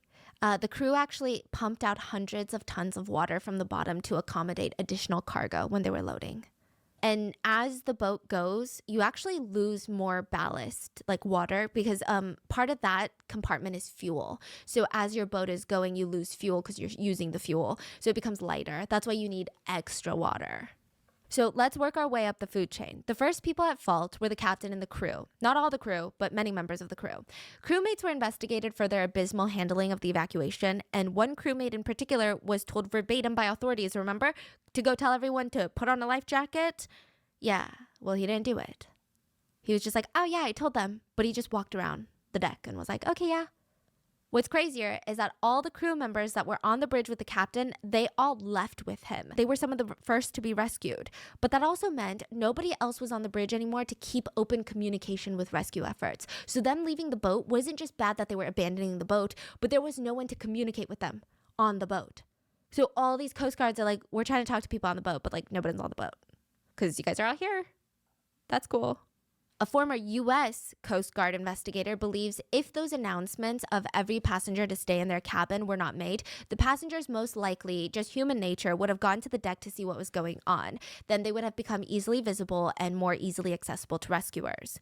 Now, of course, it's heavily discussed and speculated how much of this announcement played a role in the deaths. Passenger Ku, a survivor, said that the passengers were trapped inside by windows that were very hard to break. He said he actually wanted to escape earlier, but those nonstop announcements kept telling him to stay put. He said the rescue was horrendous. We were all wearing life jackets. We all had time. If people had jumped into the water, they could have been rescued from the water. Another survivor said, the announcement told us to stay put, but the ship was already sinking. There were a lot of students who didn't get out of the ship in time because of those announcements. Exactly. Okay, fine. So the captain and these crew members, minus a few of the hero crew members, they are horrendous, but how do they f up so majorly? Like, that doesn't even make sense. How do you even not have a loose plan on what to do in situations like this? That brings us to the company that owns the Sewol ferry, Chongjin Marine Company. Chongjin Marine is like a different kind of evil, okay? This is in connection with our last episode. Chongjin's company's biggest shareholders are owned by another company that is controlled by a billionaire church leader founder, Yoo Byung-eun's two sons. And in recent years, it was just wow.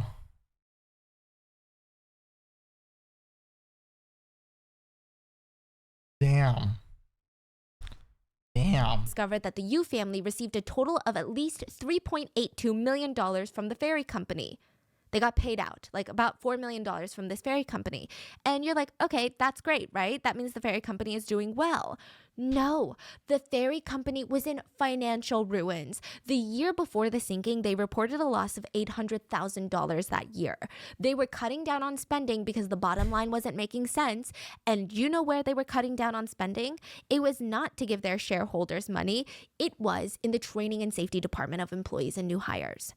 Prosecutors discovered that so much money was being funneled to the billionaire family, nothing was left for the actual company. Nothing was left to train the employees. The company was so starved of funds that they spent only $2 on the safety training for the Sewol's crew members. $2. They're so starved that the CEO is a billionaire. They're so starved of money, guys. You get hired, the company spends $2 to train you. And you know what that money was spent on? It was not an actual training. The $2 was spent to buy a fake paper certificate that said you are now qualified to be a crew member. You have done your safety courses. Wow. Life jackets, life rafts were left spent the money on paper from the 90s. And the life jackets weren't even stored where they were supposed to be, which is on the upper decks or near evacuation points. They were stored in the passenger cabins. Crew members who worked for the company... Yeah, but that's fine. Okay, that's stupid. Like, they don't want to invest money into the safety and stuff like that. And so they know that. But why would you then deny assistance from Tokyo, from Japan and America when they're right there and offering assistance? Like, if you know this, that nobody know what the fuck they're doing and you have no equipment for this at all, why would you like deny at all the assistance? Yeah, but like, you know what will happen? Like, at this point, it's no longer ego, because you know what will happen. Because you know that they cannot do anything because they don't know what the fuck they're doing and they don't even have the tools for it. Admitted in interviews, they would have had because there's a different thing about having people that know what they're doing and then taking on, I will do the mission myself, compared to we have no idea what the fuck is going on. We have no clue how to do anything. and we're denying assistance from people that do. There's clue just what to two do in different. case of an These are two emergency. different They've things. never had an evacuation training or a drill. To put it in perspective how horrendous that is, the U.S. Coast Guard regulations require passenger vessels to hold an abandoned ship drill and fire drill every single week. And it's not even like a hee hee ha ha we did it moment. You have to lower a lifeboat onto the water and start the engine of that lifeboat. That is the full drill. So it's a full-scale drill. Clearly, the Sewol did not do this, and Korean Coast Guards never regulated or followed up to any of the drills or training. But that still doesn't explain why the ship sank. Well, we have the overloading of the cargo, we have the ballast water, but there's actually more. All of that is making the balance of this boat just unstable, okay? It's becoming more and more top-heavy. The center of the gravity is not good right now, but it was worse because Chung and-jin bought the Sewol ferry from another company and modified it and added 2 more levels on top to accommodate passenger cabins. More which money. would bring in more money for them, raising up the center They of gravity love even money. more, making it extra top heavy, which you don't want. They also underwent major renovations to create an art gallery where, you guessed it, they housed Mr. Yoo Byung-eun's art, or should I say Ahe's art, that he would sell to them at inflated prices. Oh. In the boat? In the boat, there was an art gallery with, Wow. also more weight was added because they added these marble slabs, thick marble slabs to showcase his work. And the company knew that what they were doing was This is the dumbest shit I've ever heard in my life. This is like, have y'all ever heard anything more dumb than this? Because this is crazy. dangerous. You can't even act like they were ignorant because it was discovered that between 2003 and They 2011, really just said fuck it all with all of these boats. Like, they really just said, we don't give a fuck. No safety, no care for what like physics itself is saying would be more preferable. And on top of it, yeah, we gotta add the art gallery on top of it. Let's add a lot of rocks in the art gallery so it's pretty. Chung and-jin had 5 crashes prior to the sinking of the Sewol ferry. It was even recommended that their license be suspended or revoked, but that never happened. They actually purchased more ferries after 2011. They were also asked in 2003 to stop using the Mangol channel because you don't know what you're doing in there. You guys were in an accident in there. But they continue No more to mango use it because channels. it shaves off a precious 7 miles on the trip to Jeju, which is 7 miles of fuel that they're saving on. Also in 2011, Cheonghaejin Company tried to board a passenger ferry, I think in the Han River, where it's during holiday season. The maximum capacity for that ferry was 200 people. They tried to board 500, and the only reason that a tragedy didn't occur is because passengers on board threatened to riot. They were like, no, you're not going to board that many people. This is insane. But that's how blatant they were in bending the rules and putting lives in danger. Dock employees had even complained that anytime they helped load or unload the... Does Korea not have regulations at all? Like, does that exist in Korea? Because it sounds to me that doesn't exist. That's why we have regulations, so people don't bend the rules like this and fuck around. Korea is a capitalism dystopia? So no. Sewol, it would just roll around in the water. I only see Company dollar officials sign. Okay. decided Sewol should be sold because of the complaints and the safety concerns, but that was vetoed by Mr. Billionaire Yoo Byung-eun himself. The executives instead started repeating the new mantra for the company, which was load as much cargo as possible. Oh, None of the cargo was ever chained or lashed down, meaning it would just smash around. cool. The saddest part to all of this is that all the overloading of the Sewol, it brought in an extra $3 million. That is $10,000 for every passenger that died. That is it. $10,000 for a life. What's insane is that there's regulators for these things. You can't just start a maritime company and be like, okay, well, I'm going to do whatever I want on my boats. There's regulators. The Korean Register of Shipping was an agency that's responsible for these things. They never followed up or facilitated inspections. Thankfully, many of those inspectors and regulators are in prison. And so now, you know, we know that Mr. Yoo Byung-eun's children, the billionaire kids, if you guys have watched the last episode, they were also in prison, and Mr. Yu, the billionaire, was found suspiciously dead in his apricot orchard during the nationwide hunt for him immediately after this. Oh, that was the time. Yeah. Wait. Our kids. And so now, we know that Mr. Yu Byung-eun's children, the billionaire kids, if you guys have watched the last episode, they were also in prison, and Mr. Yu, the billionaire, was found suspiciously dead in his apricot orchard during the nationwide hunt for him immediately after this. But is the captain alive? Is the captain, like, that's the guy I want to, that's the guy I would say go kill him. Yeah, I get, like, yeah, sure, this billionaire, but like, the captain is alive. Well, it seems that Korea still has a mission left. Oh. It's been 10 years. Oh, that was the time. Yes. Like, right after this, everyone was like, what the hell is going on with Chung Hae-jin? They're like, who owns Chung Hae-jin? Oh, the major shareholder is this first random he's company. the one that ran Well, out who the owns first, that yeah. company? There was a manhunt. Now, it is speculated, and I think all these people should be in jail, by the way, but it is speculated that the manhunt for them was a very smart tactic for the President Park at the time, because she was putting a lot of heat on the family versus government response.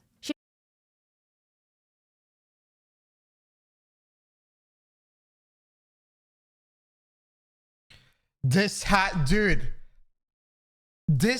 to be a fucking inside job. Bro, this had to be an action done by somebody. What the fuck? You're saying, I mean, government response was bad, but like, this is the reason it even sunk in the first place. Yeah, so the corruption and incompetence does not end there. What about the Coast Guard? Bro, it's I mean, a I don't think I need to PvP reiterate server how over there. badly they dropped the ball on this, but it was horrendous. Like, they should be ashamed to even wear uniform. The first rescue vessel, Coast Guard vessel Why? 123. Because competition. Didn't you hear it? That presidential candidate, she doesn't want them to be there. She doesn't like them. She doesn't want their influence to fuck up their campaign and everything else that they're doing. I don't know what she's doing, but it's clearly that is causing her damage. That's wow. They went to the ferry and they waited 20 minutes before they even rescued the captain. Because they're like, well, we got here, but we don't know what to do. So they just sat around until someone was like, I guess you could send a small boat and try to rescue someone. Do you see anyone? They're like, yeah, we see some people on the deck. They're like, okay. It was also revealed that the Coast Guard not only refused to rescue people essentially, but they made it harder for civilians or other nations to help. So when civilians came and they're like, I'm going to try to rescue people, the Coast Guard was like inspecting their stuff, looking at their stuff. Like, I don't think you shouldn't do that. Where's your license? Do you have a fishing license, or were you out here illegally fishing? I'm trying to save people. I'm trying to do your job. They're like the parking ticket police, and people are dying. They also were so bad. Eventually, once it was deemed that everyone was dead, the U.S. Navy and a lot of their professional divers were brought in to recover a lot of the bodies that were hard to find. The U.S. Navy took one look at how the Korean Coast Guard was handling things and said, unless you fix this list of insanely abysmal conditions of safety, we are not sending a single American in there. So the U.S. Navy and professional divers were finally, after like months, asked to come in and rescue some not rescue, but recover bodies. And the U.S. said, okay, fine, we'll go take a look. The Navy looks around where the ferry had Hi, sank. Zero. They have a list of the most egregious safety violations that they'd ever seen. And That's they're like, we are not crazy. sending a single American into the water unless you fix all of this first. And the Korean Coast Guard was like, then I guess we'll just figure it out ourselves. They just refused to make it safe for anyone to dive. It was bizarre. The U.S. Navy was like, this is bizarre. Just how unprofessional and unsafe, and ultimately how annoying you're making this and impossible for people to even help you. Like, you can't do your job, but now you're making it impossible for me to do your job. Ridiculous. Now, another thing about the Coast Guard, remember the Mokpo Coast Guard where the first helicopter comes and saves someone, right? Well, another helicopter comes in to save people, and they don't really ever save people because he's just a helicopter driver. He actually asked the head chief of the Mokpo Coast Guard to like get in his helicopter so that they can save people. And the chief was like, oh, I'm really tired from last night's work, and I feel like the helicopter noise is going to give me a headache. So he just sent one of his officers who just circled around the ferry the whole time. Oh, poor boo. And then once all of this starts getting leaked, he has you know a what a lot of these headache. Oh no. entities do? They start deleting files, no. mass deleting files, and the Chindo authorities that were also involved, they actually went as far to delete all their CCTV footage from inside their government office building the day of the incident. So at first, only low-ranking officials and government officials were investigated and prosecuted. The families were enraged because, let's be real, in the hierarchical Korean society, you think this low-level intern is making the shots? Like, he's making the calls. He's like, no, we're not sending divers in. You think so? No, absolutely not. So they pushed and pushed, and in the end, President Park was facing so much heat, she announced a plan to break up and defund the Korean Coast Guard. She created a new department, but honestly, it's just a PR move. I'm sure most of the Coast Guard was moved to that new department. And the next president, President Moon, would just revive the Coast Guard in 2017. So nothing really changed. Many more arrests were made. More than 150 regulators, crew members, ship inspectors, and officials were indicted, including the captain of the Sewol ferry. He was charged with murder. And he said, I bow my head, and I just thought if people were leaving the ferry without the proper equipment, they would drown or drift away in the water. So that's why he told them to stay put. Why the don't you stay put then? Yeah. Captain should have gone with his ship. When he was rescued. So why the fuck did you tell the kids to sit there in their rooms? What do you play that repeated what the? You stay put. 이런 지시를 받은 적이 있습니까? Baldy.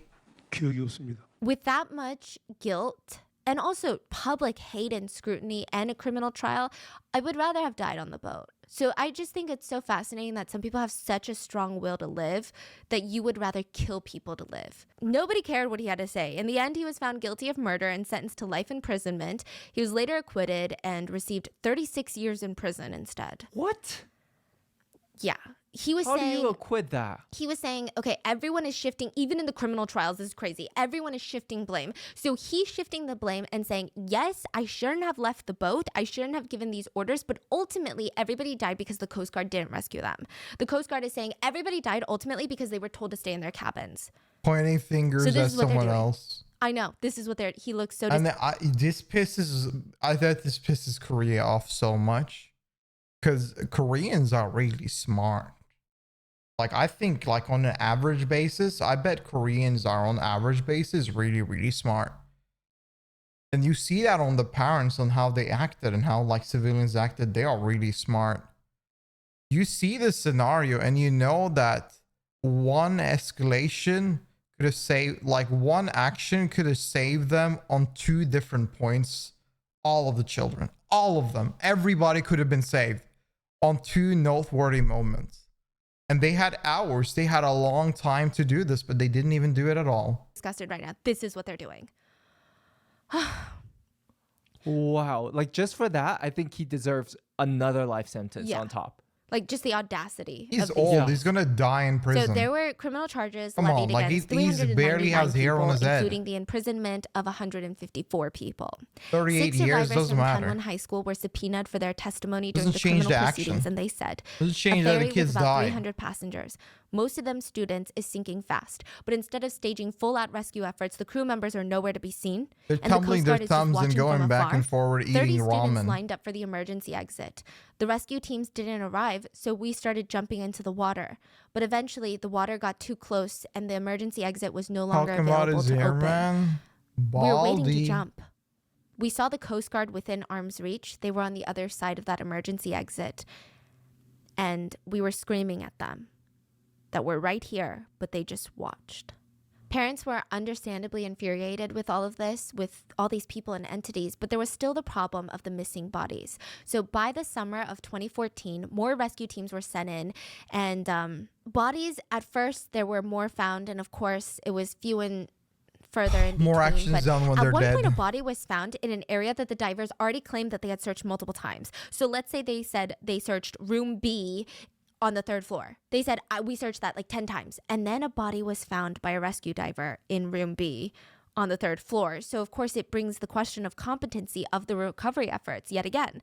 Another body was found, a high school student, in a bathroom that had allegedly already been searched 13 times according to official records. So what the hell is going on here? 13 times it showed that it was searched by the Coast Guard. The distrust was only growing stronger, and it's not just people, the divers that are losing the trust of the parents, but it's also the Coast Guard forensics teams. So the way that they would do it is these Coast Guard divers would dive into each room of each level and they would collect a water sample. They would bring this water sample up and then collect another water sample at the surface of the water. They would then test these water samples, and I guess there's certain bacteria or something in the water they're looking for that indicates there are human remains in that room. But if it's a match to the surface water, that means that there is no corpse in that area. So they said they checked it 13 times. The bathroom water was tested 2 to 3 times, and each time it showed that it was the same and consistent as the surface water. A volunteer diver found the girl in the bathroom. It is heavily implied that these Coast Guard divers were lazy and just collected 2 samples from the surface of the water and said one was from the bathroom down in the boat, one was from the surface water. Oh, they're a match. There's no body in there. We're doing so well. Nothing is going right. The authorities didn't get one thing right, and the dives were getting even more dangerous. And there are actually a lot of more deaths that are associated with this that are not including like the 300 on board. A Navy officer was injured and passed away. An Undyne Marine named Mr. Lee passed away during a dive, which I know that we talked badly about Undyne, but that's the company, not the employee's problem. He was actually diving when he just lost contact with everyone on surface. So his colleagues went into the water. He was found dead. Yeah, his air supply cords were tangled and he was unconscious without his diving equipment on. It's not really clear what happened. An x-ray of his chest showed no irregularities, but a scan showed that his skull was filled with air. Now,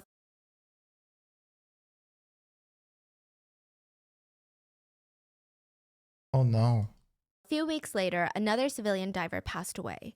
July of 2014, a helicopter from rescue operations crashed, killing all 5 officers on board and injuring a high school student. There was another death linked to the sinking that shocked a lot of people. The vice principal of Tanwon High School, Vice Principal Kang, he was found hanging from a tree near Chindo Island.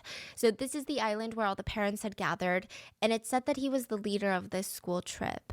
He was in charge of the kids' safety. He was rescued, but over 250 of his students were not.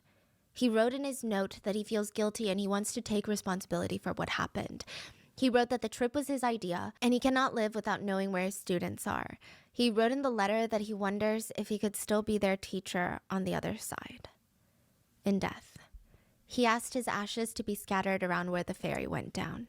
Now, the sad part is, before his death, a lot of parents took their anger out on him, and so did a lot of Korean news media outlets, like a lot of adults. But when he passed, students and survivors alike, they went to his memorial in uniform and paid their respects and said he was an ethics teacher. So I wonder if it was really hard for him. He was a good person and he really cared for students. I don't think anyone should be blaming him. Again, another instance where I feel like a child is sometimes more wise than an adult. After the memorial, the hearse carrying his body, I wonder if that present lady is still running. He was survived by his wife and 3 children. I'm living fine. At least 3 parents have taken their own lives after losing their children in the Sewol ferry. One of the fathers took his life on the 1-year anniversary of the Sewol ferry tragedy.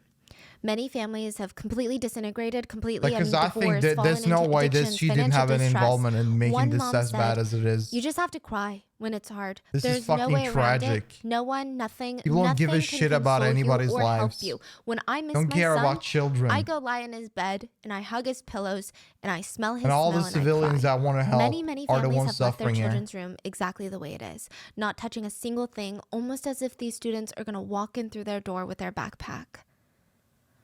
Most families hate spring. April is like the best season in South Korea. They hate it. One victim's mom said her husband, the victim's father, has these intense nightmares. And she said, my husband constantly has nightmares, kicking his leg, even grabbing me by the collar. And one night when I hugged him, he just let out these screams. And he cried like a baby. Damn. He just looked so lonely. Many siblings of victims fell to self-harm and depression. One sister has her birthday on April 19th, and for years, it was too hard, too painful for her to even celebrate. And for the first time, she asked her parents if they would like to join her for dinner for her birthday. So it's been very rough for these families, rescue personnel, but also the survivors. Survivors' guilt is a scary, scary thing. I mean, I think it's confusing. Like, how do you even process that type of emotion?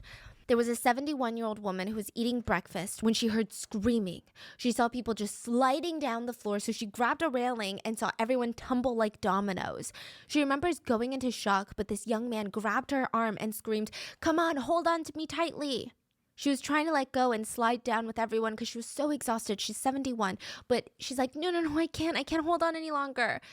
She said she was exhausted, but this young man never gave up on her and kept holding her arm. He grabbed her and pulled her up. He failed, so he pulled her up again, and this time it worked. He escorted her to the rescue boats, and she would not have made it out without him. She wanted to ask for his name, but it was so chaotic, he was just gone. Her 4 friends she was traveling with for like this Jeju trip, her 4 friends died. She suffered a broken back, and she said, I'm grateful. I want to thank that young man. I want to buy him a meal or at least hold his hand or give him a hug. Like, what else can a lady like me do? But how could it be that an old woman like me survives and all these young people are still in there? It is such a shame. Civilians very early on realized that they were being lied to, so they tried to show their support to the parents with yellow ribbons. Even while news outlets are still lying, civilians tied yellow ribbons everywhere to show their support, to show parents, we know and we are supporting you. Wait, so you're telling me this reminder ribbon y'all been posting is because of this? I didn't even know this was an emote on Twitch. Then yellow ribbons have been used to symbolize mourning for the Sewol Ferry victims, but it's almost now become synonymous with skepticism against the government and standing up to corruption. A lot was exposed about how... Again, I think, where is that? I don't know where that lady is. I think that president lady is the reason for all of this. Government officials when this case broke, like how President Park was unavailable for up to 7 hours during the initial incident. Lies and parents not only was she unavailable, saved. but her and her administration falsified schedules. You saw it on her face when she lied in front of all the parents that are grieving and worrying. She didn't give a damn. Records to show that she was on official duties at the time, which she was not. Which, even if you're on official duties, I'm sorry, your nation's children are dying on a boat. Get it together. It can wait.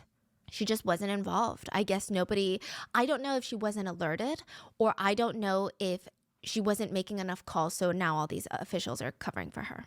Right. Official duty, she was unavailable. A lot was exposed about high government officials when this case broke, like how President Park was unavailable for up to 7 hours during the initial incident. So not only was she unavailable, but her and her administration falsified schedule records to show that she was on official duties at the time, which she was not. Which, even if you're on official duties, I'm sorry, your nation's children are dying on a boat. Get it together. It can wait. She just wasn't involved. I guess I don't know if she wasn't alerted, or I don't know if she wasn't making enough calls, so now all these officials I've never heard about this her. before, Michi. Or her administration is covering for I've her. never heard of this story now, President before Park's at all. administration was also exposed for bullying and threatening reporters and news networks for reporting on the truth. They even indicted a Japanese reporter who shit on her for handling this tragedy in the way that she did, and Japan slammed South Korean prosecutors, and the chief cabinet secretary of Japan said, freedom of press should be respected, and that indictment was far out of the norms of the accepted wisdom in the international community. So it's clear, the president cares about her appearance domestically and oddly, very much so internationally, and that's it. And when she decided she was sick of people calling her out for her vile, disgusting behavior, she said this about the Sewol tragedy. It's time to overcome the pains and hardship from the Sewol incident and move on to build a new South Korea. We cannot stay trapped in the sadness and frustrations that have gripped us for the past year. At this point, bodies were still being recovered. Not everyone has been put to rest yet. She was later impeached for corruption. Thank God. This is a big part of it. Her ratings dropped drastically after that. For corruption,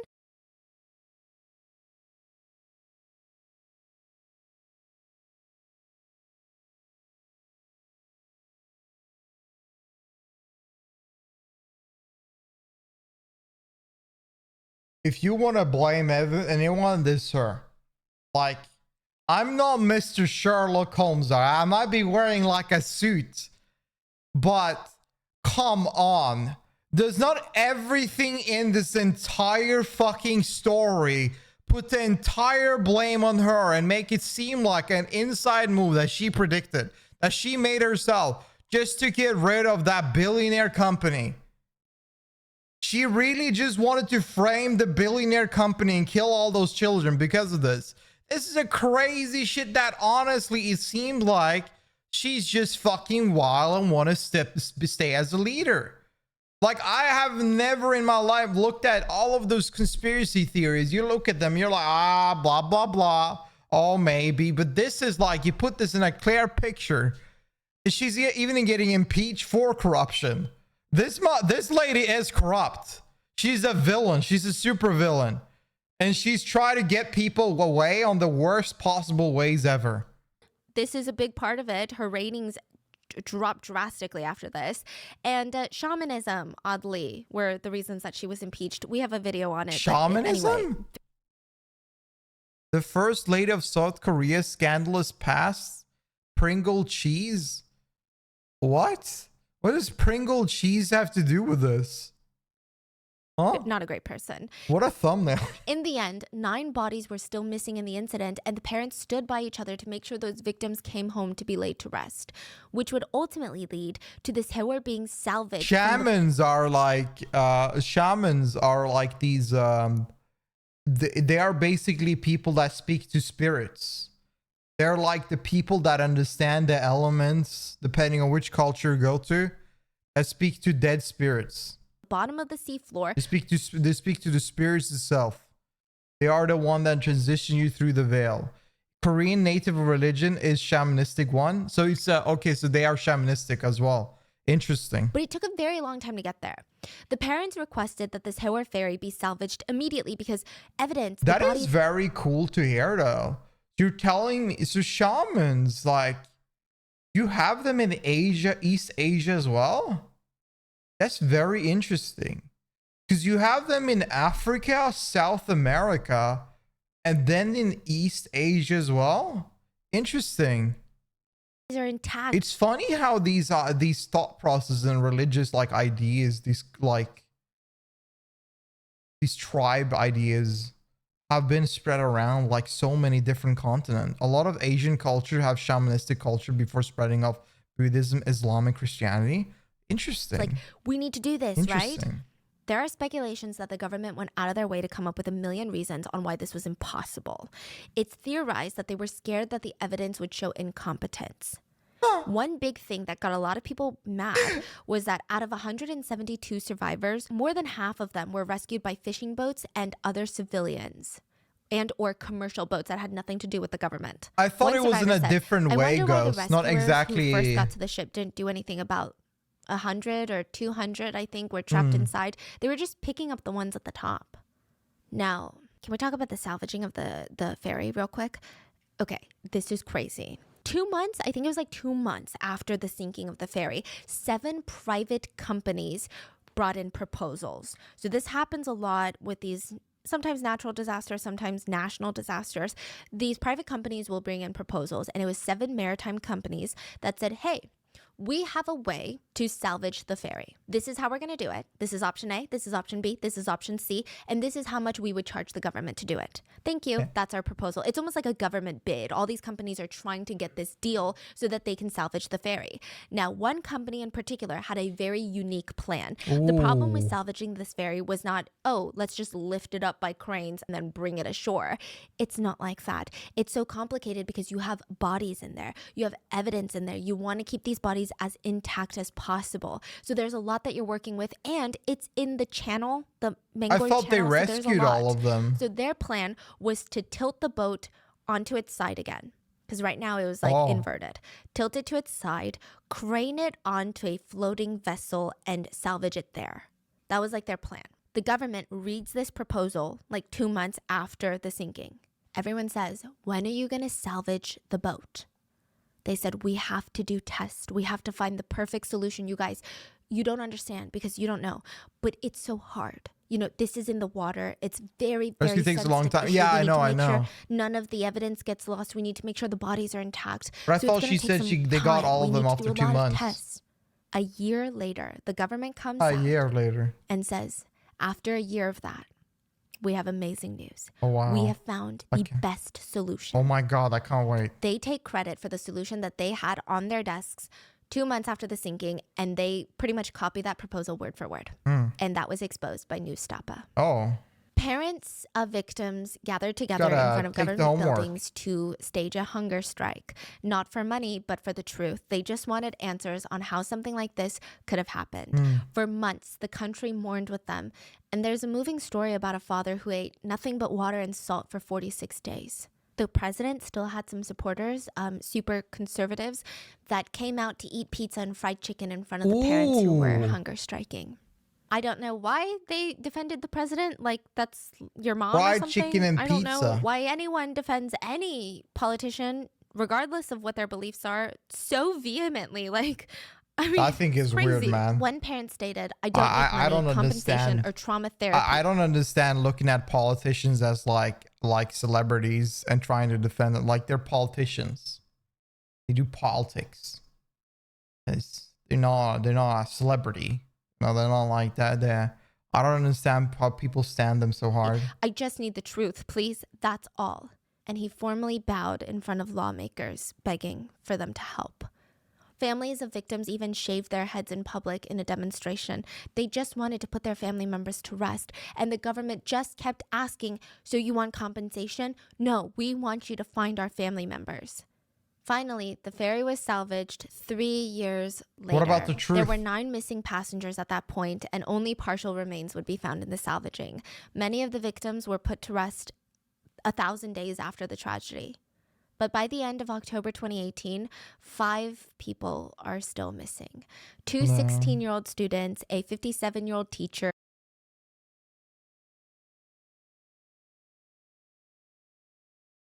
a 48-year-old father, and the 7-year-old boy.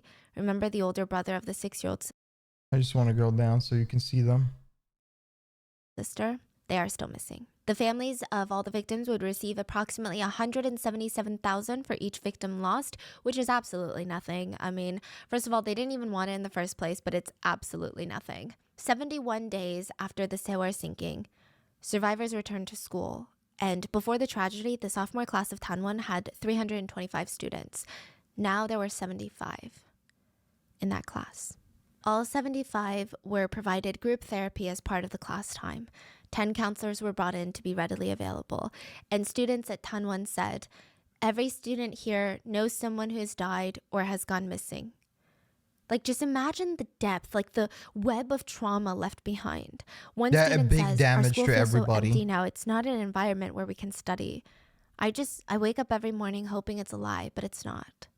And I will say that when tragedy does strike, Korea is a nation that at least the civilians come together. The government, wow, but the civilians do come together in... What a response to talking about the government. Like, the government have no emotions. honor of this Sewol tragedy. I don't understand actually how like a culture that has this kind of mindset that are like so caring, right?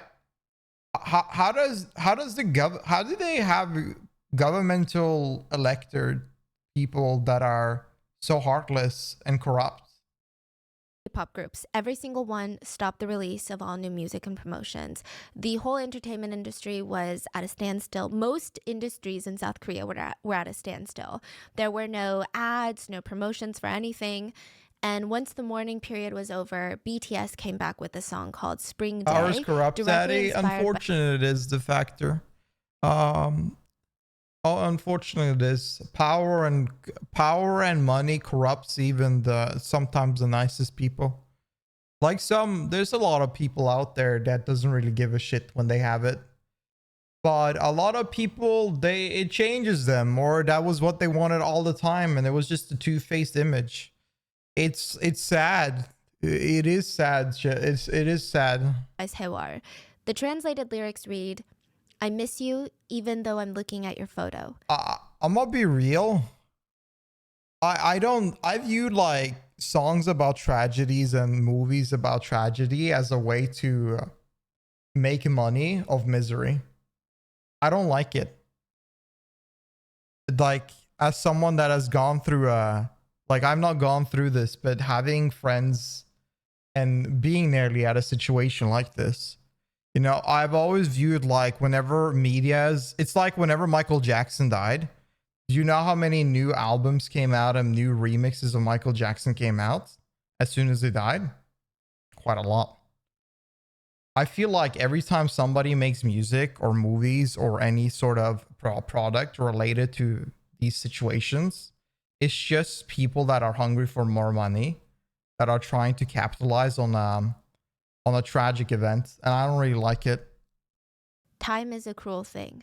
I want to go to the other side of the earth holding your hand. How long do I have to wait? How many nights do I have to pass to see you, to meet you? And I know that was the response to the BTS song. And I do want to say, like, I bet that the singers in BTS is not a fault of this idea, and they probably have good intentions. But the individual behind them, the owning the company, the ones that are making a lot of money from BTS making money, are probably the ones that wanted that. And I feel like in a way, people try to make money everywhere there is. So you do get like a little bit of a skeptical. We definitely need a reaction to that. We're doing the K-pop channel soon, Nini. So there will be more K-pop stuff eventually. There will be more K-pop stuff at some top points whenever that happens. And I'll try to look at BTS and stuff. And the other things I like some BTS song, but I've never really watched their music videos ever. But yeah, let's get back to this. Day comes again, until the flowers bloom again. Please stay here a little longer. Another K-pop artist dedicated his concert to a fan that had purchased tickets to be there, but she passed on the Sewol ferry. Shin Young-jae of Four Men finished and produced. I feel like this is different though, kinda. I do feel like this is a different kind of scenario. Like, you have a fan that was a part of this, and you decide, you know what, you know they were a fan, and you're dedicating a song or a moment for it. That's a different kind of. That's like honoring their memory in a way. Just a song called You Whom I Love, and the song was written by one of the teenagers that passed on this Sewol.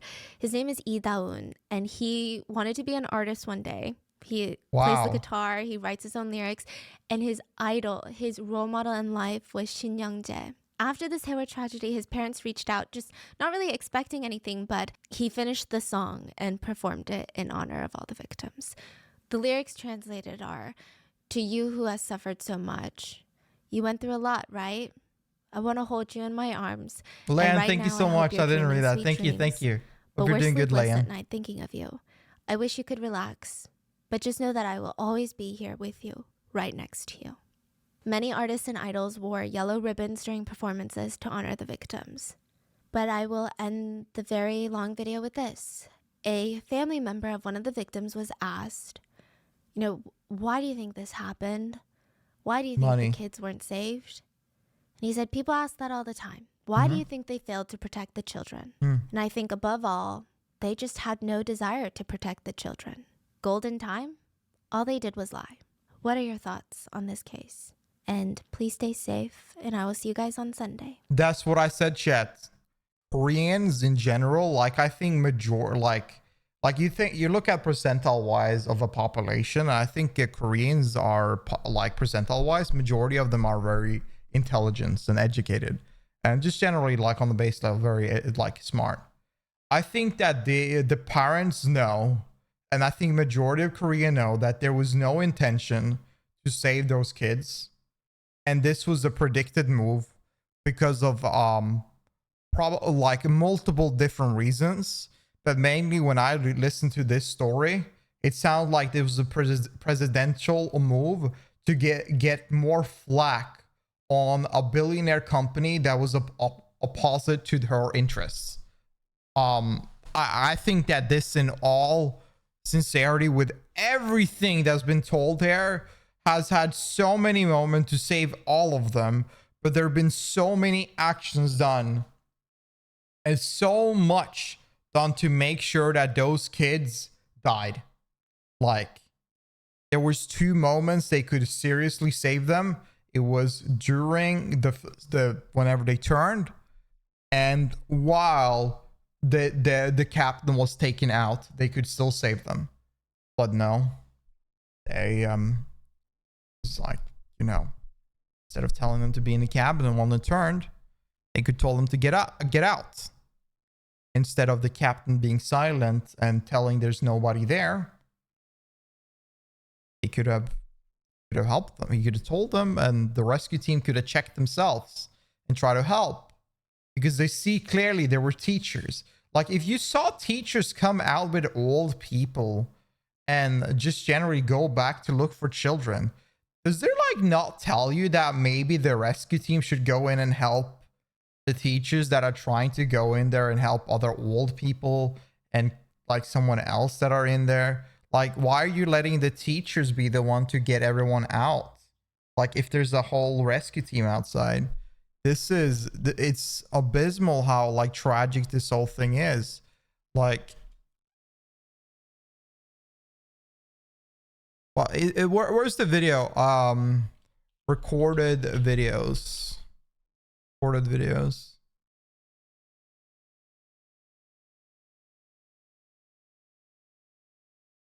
Is this the only one?